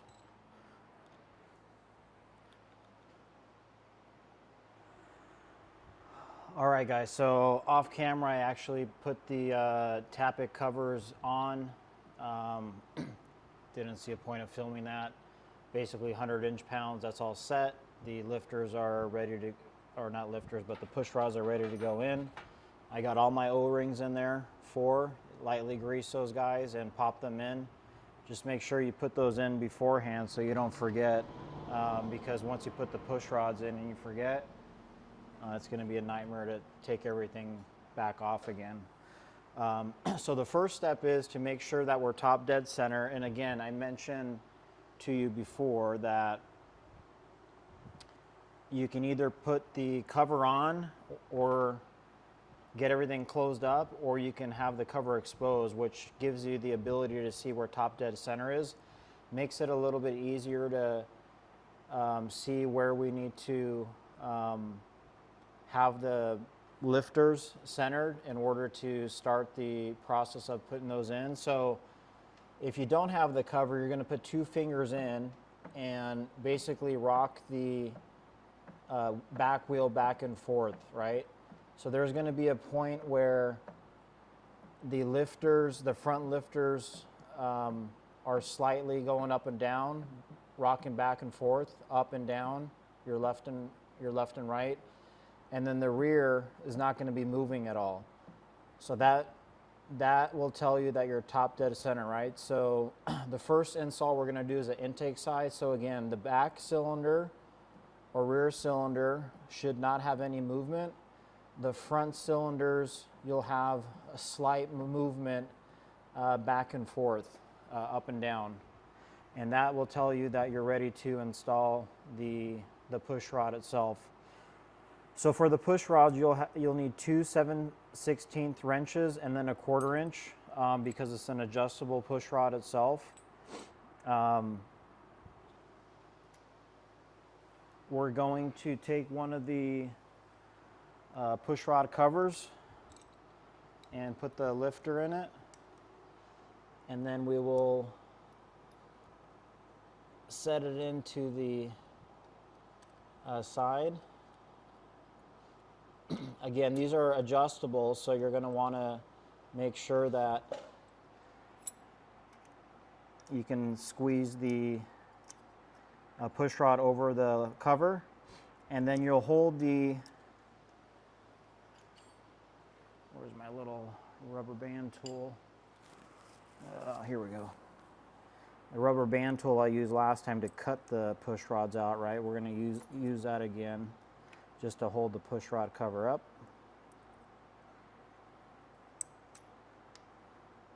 That way it's a little bit easier to work.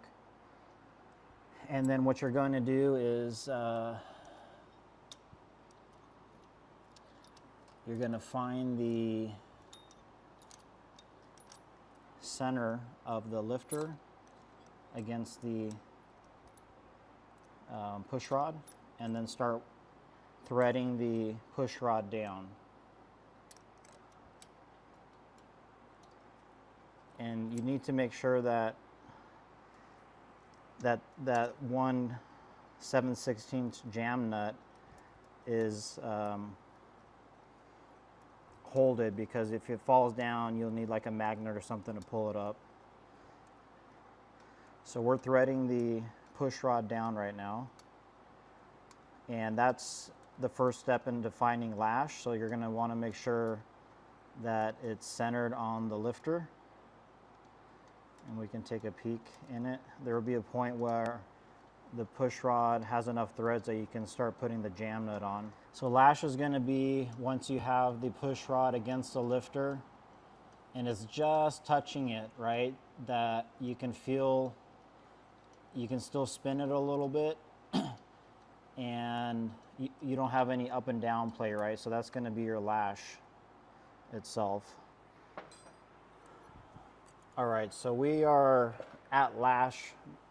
Basically, we found lash, right? So you can still move the push rod side to side, back and forth, but not up and down. There's no play in there.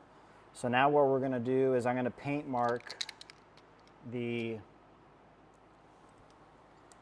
top of the lifter, not the bolt, because we need to see where we're turning it.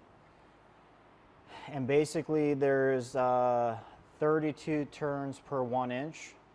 So we're gonna turn this 4 times, and that should give us the correct amount of adjustment. That's what S&S recommends, and that's what most everybody is running, 4 turns on this adjustable push rod. So we'll take our 1/4 inch, hold the bottom of the push rod, and then we'll start making the adjustment on the turns. So it's 4 turns going around.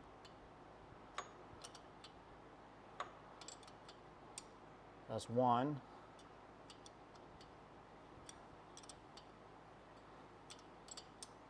2.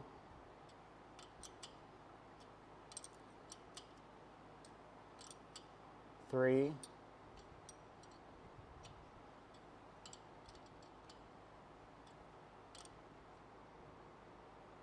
4.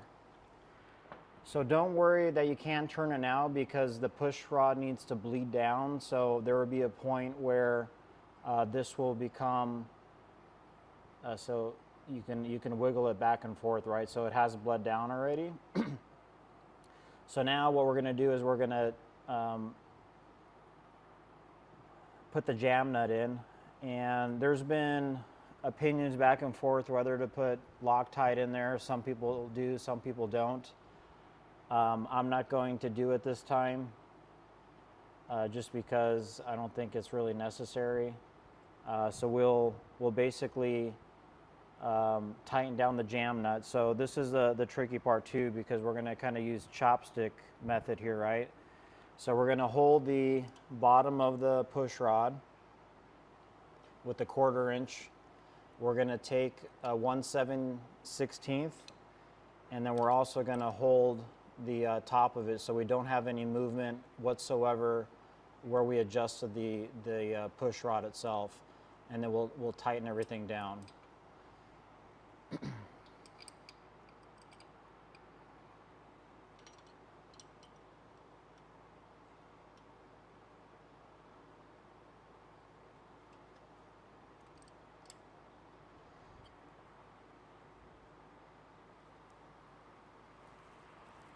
Okay, so that should be good. All right, so we got that push rod in. It's bled down, it's got some movement. Lash was good, jam nut's good. You can always put a paint mark in here if you ever do decide just to check it and see. So I'll just run a paint marker on that. It'll probably wear out from the oil, but it gives you kind of peace of mind. Okay, so this is ready to go in place. All right, the other thing here is a lot of people think that a retaining clip goes between here. Let's show you guys. The retaining clip goes between this portion and the top cap, which is not correct. The retaining clip actually sits above here. That way it presses it up against that collar and the bottom of this shoulder, keeping everything in place. So we're going to pop that in real quick. Actually, we were not going to pop that in because I need to make sure that all the adjustments are done, and we'll cycle the wheel itself. So we'll get the other push rod in.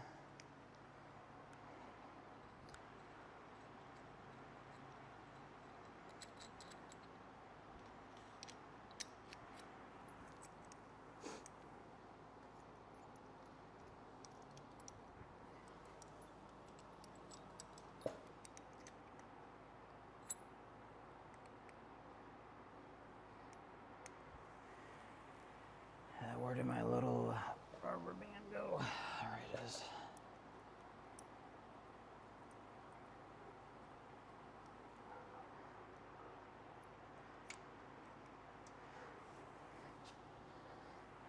To make it a little bit easier, you can always take your 7/16, and that way it's a little bit easier to hold it.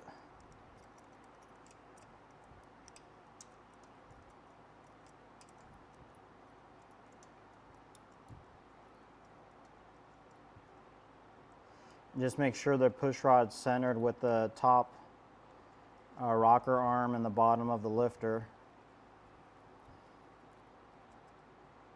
See, now I dropped my jam nut down there. I gotta grab the magnet or a pick. Pick might be better. There we go.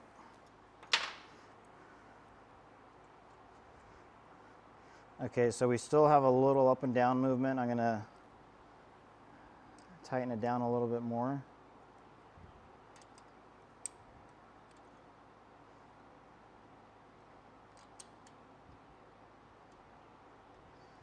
Okay, I can spin it freely. Got just a little bit of movement in there.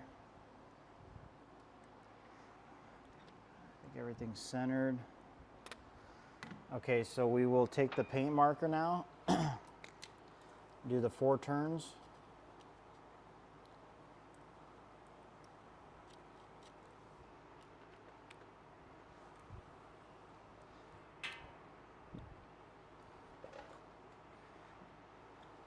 Quarter inch on the bottom.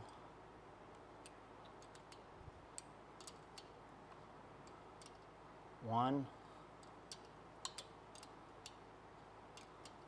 2,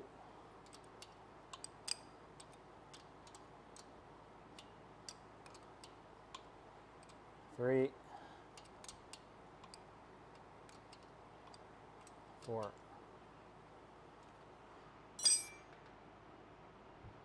Give it a little minute here to bleed down.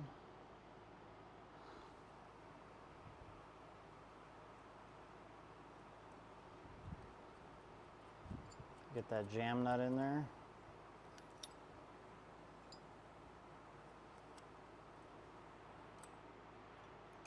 Again, hold that bottom push rod so it doesn't twist, so it keeps the same position. And we're going to cinch down the jam nut.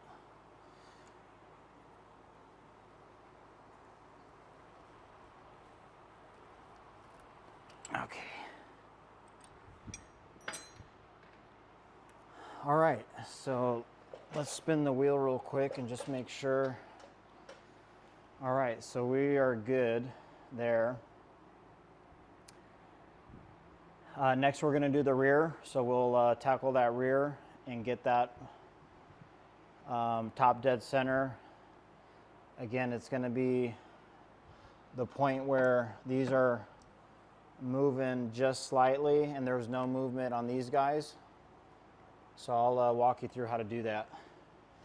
All right, we're moving forward to the rear cylinders. So again, process is the same. We want to make sure that there's no movement while we turn the rear, that both lifters on the rear cylinder, there's no movement, and in the fronts, there's just slightly opening and closing.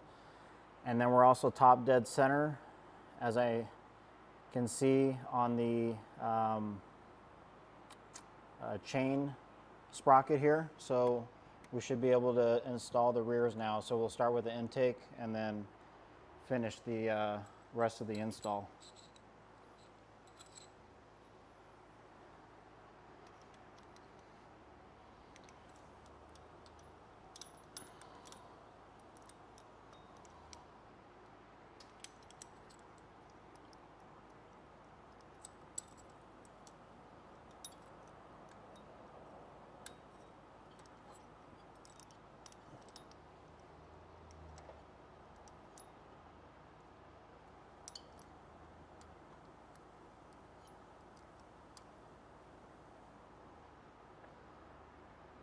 Just make sure when you're putting the push rod in place that you feel the rocker hitting it, and then obviously with the bottom of it that you're going to center on the lifter itself. So those are just 2 things you need to be cautious about.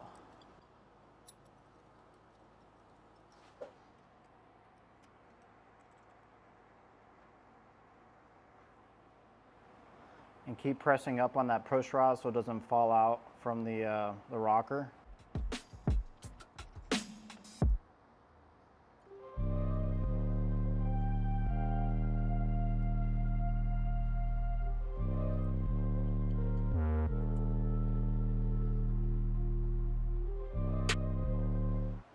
All right, so we're buttoned up here. We got all the push rods in, everything's adjusted correctly. Now the last part is to put the keepers on. So again, we're gonna make sure that the tubes are locked in place. We're gonna put this inner tube up, and the keeper is actually gonna go between the collar and the top of this, and it's gonna rest up against that. I don't have a push rod tube tool, so I'm just going to take a flathead and just put some electrical tape on it so I don't scuff that keeper up. That way it should go nice and easy.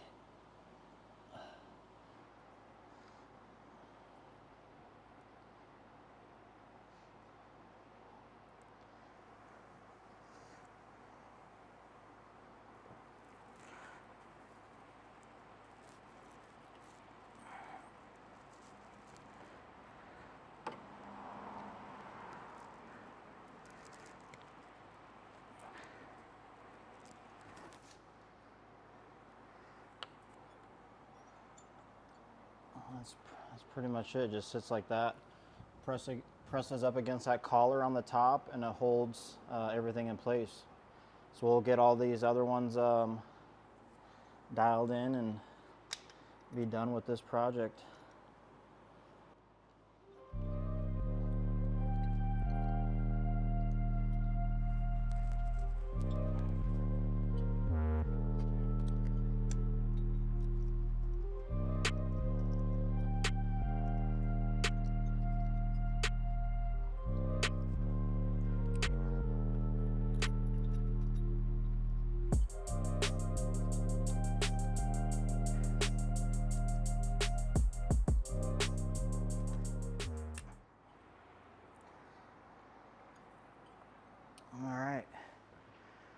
So that's all finished. We'll get the cam plate cover on and the throttle body back on, get everything buttoned up. Flash the bike, right, because it's a different file, so we'll flash that up, and we'll actually put in the spark plugs too, because I need to do that or order some new spark plugs. I think at the beginning of the video I mentioned I ordered a particular brand. I forgot the model number of them, but I decided to go with these guys. So we'll get those in, get those torqued down, and get the bike fired up.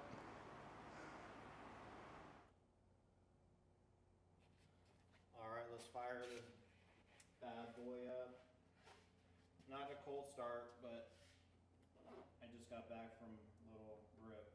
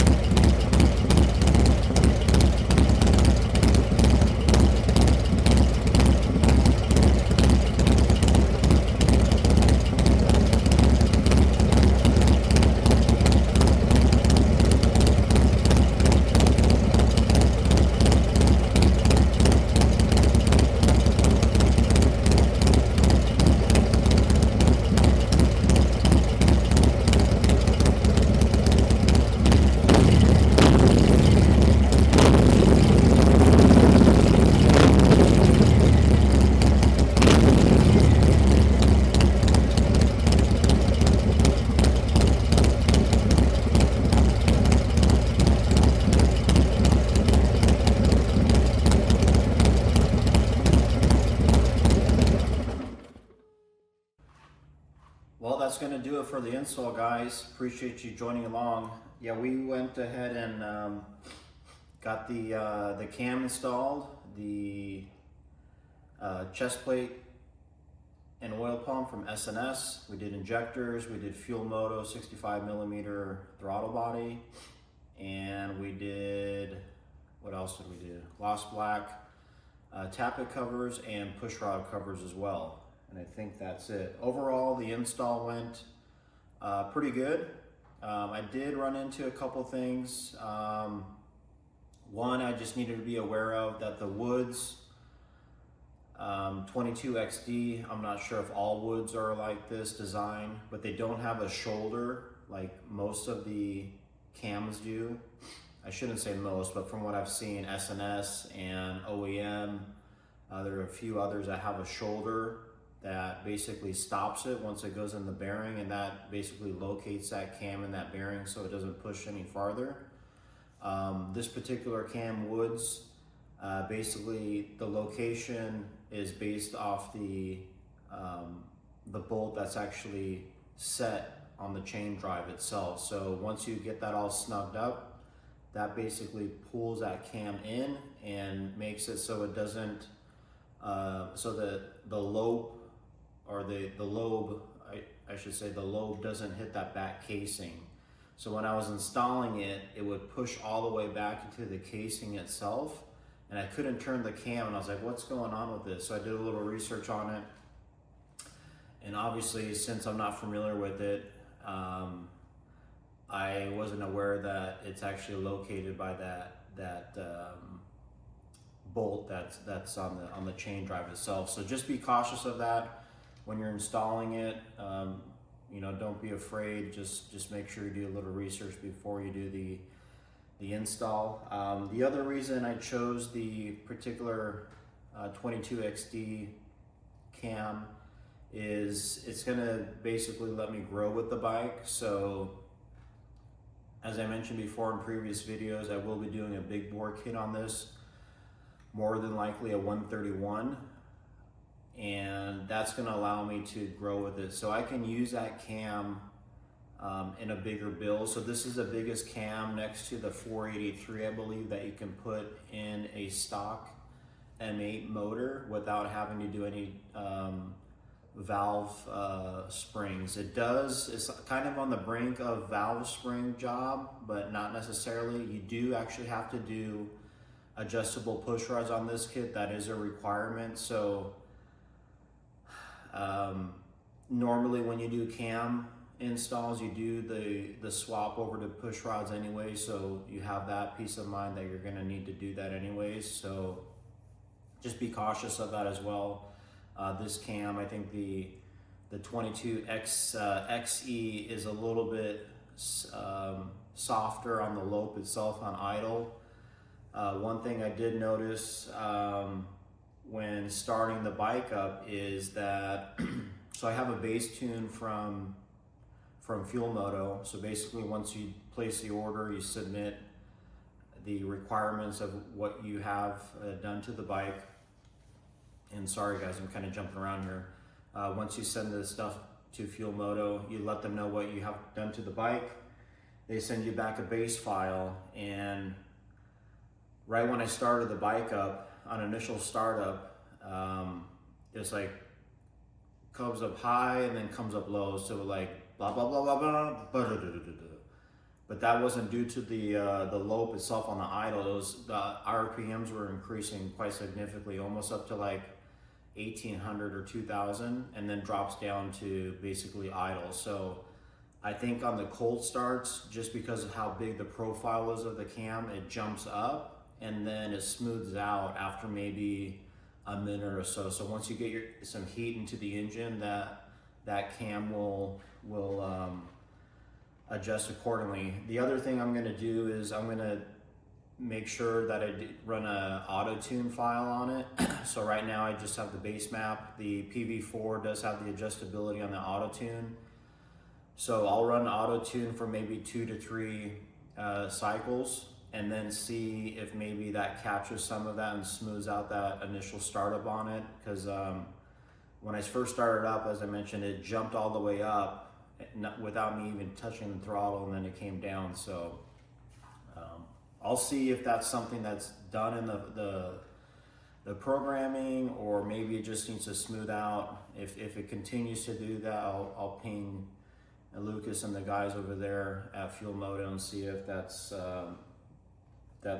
normal or not. But other than that, as I mentioned, the install went well. The bike definitely has a little finesse on the throttle itself. So when you're starting off, this one you have to kind of feather the throttle and the clutch at the same time, because the cam has such a big profile, it makes it almost like it's wanting to cut out, right? So it's about ready to die, so to speak, off the line. So you have to make sure that you're kind of feathering the clutch and the throttle at the same time, just to make sure you have the kind of that smooth curve. But once it's up above 1800, 2000 RPMs, I mean, it just pulls super hard. So that's the thing you lose with this cam, in particular with the 22XE. is that the 22XE is smooth basically from low end to mid-range. You do lose some of that high end, but it's definitely a lot smoother off the line from what I'm reading. This one, as I read, and I knew when I purchased this going forward that it's gonna have that struggle. So just be cautious of that if you do go to the 22XD profile cam. There will be some feathering and some adjustments you'll have to do with your riding style off the line. Once you get into that 1800, say to 4000 range, I mean, it pulls really good. I'm pretty surprised on it. So more so than my 475, because the 475 S&S on my Street Bob is definitely mid to high range, but I don't have any issues of getting off the line. This one, I just need to get used to it, put some more miles on it and see. So what I'll do next on this is basically break in the oil pump and all the gears, the cam, the push rods, make sure they're all, you know, nice and evenly worn, probably between 200 and 500 miles. I'll drop the oil and then put fresh oil in it. I just did the oil change maybe 400 miles ago, so I did not change the oil when I swapped out the chest plate and the cams and stuff. So the oil is pretty new. I did add maybe a half a quart. That's what comes out of the cam cover once you open it up. So I didn't want to flush everything and then, you know, start from scratch, since I knew the oil was pretty fresh. So just be cautious of that too, is depending on when you do your oil intervals, you want to make sure that you got new oil or somewhat semi-new oil in there. What else? Yeah, I think that's it. We swapped out some Bamco bolts as well. So I put some 12-point bolts on the tappet covers and the cam cover side, so that turned out well. The other thing that I wanted to point out on the manifold, so when I initially installed the manifold, I didn't put the backing plate on, so my manifold was slightly lower than where the register bolts were from the head. So when I was coming to put the backing plate on, it did not line up. It lined up on the throttle body, but it was maybe a ½ an inch off down. So I was like, what the heck is going on? And then I realized I needed to basically put the backing plate on the throttle body and move it up. So I had to basically adjust the flange nuts and be able to move that around, and then that located in there. So just be cautious of that when you're taking the backing plate off of or when you're installing the backing plate back on the throttle body, that you locate that first with the threads that are coming off the head. That's one thing to be cautious of as well. The 6.3 injectors in there, so everything's mapped correctly. You know, the machining job on the Fuel Moto parts is second to none. As I mentioned before, they partnered with HPI on it, so it is an HPI throttle body. That I know for a fact, is that they did the design work, and then Fuel Moto designed and I believe machined the manifold itself. So the manifold's super clean. I went with 65mm because that's going to let me grow as well. Right now I can work on stock displacement as well, so it's good. But it does allow me to grow with the bike.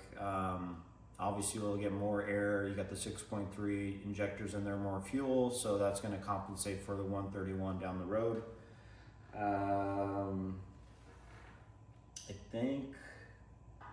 I think that's pretty much it on this. Let me know what you guys think overall of the parts that I chose. It's kind of similar, the push rods and stuff and the bolts from my Street Bob. Obviously the cam is different, that's the main thing. The chest plate's the same, S&S, so everything's virtually the same on this bike, except I went with a different profile cam. Woods 22XD profile on the ST, and then I did a S&S 475. I can tell you definitely this one pulls a lot better than the Street Bob. maybe I'll go over the tuning in another video, because I read some comments that some folks wanted to understand if the throttle response is a lot crisper with the Dynojet Pv4 over the Thundermax. I think the Thundermax might be a little bit more sensitive on the throttle, but I'll go over that stuff in another video with the differences between both of the tunes, and the pros and cons. Pricing is obviously a big factor when you come with that. The Dynojet is for under 500. The Thundermax is $1,000 plus, just because it swaps out the whole ECU. This one you retain it.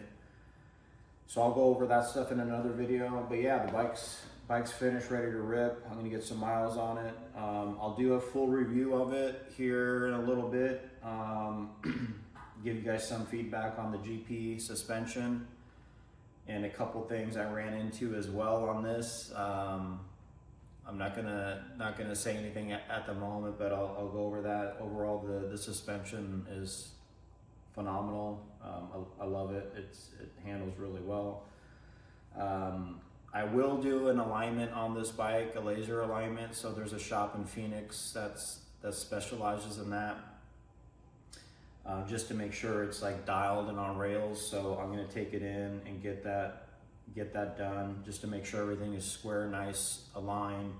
The fork position and the rear wheel is basically what they adjust. The engines on the Softail are hard mounted, opposed to your street and road glide. They have some adjustments on there, so it's a little bit different alignment procedure on this. But basically on these guys, they adjust the fork legs, make sure they're square, and then the rear wheel gets realigned. So make sure that you're tracking correctly. The bike does track fine. However, anything above 60 miles an hour, if I make any kind of slight adjustment, it just like pulls to left or right. So there's something going on at higher speeds that I need to figure out. So I'm gonna have those guys take a look at it. And then I'm not sure what I'm gonna do next. I will be replacing the windshield. I'm gonna go with the Clockworks flare on this guy. I'll do an install video on that. Engine wise, I think we're set for now, until we go to the big bore. So I'll keep bringing new videos here in the coming weeks. And so I know I've been kind of behind. I've been tied up with a couple of other things, but again, let me know what your guys' feedback is. I always appreciate your guys' comments. Let me know on the parts that I chose.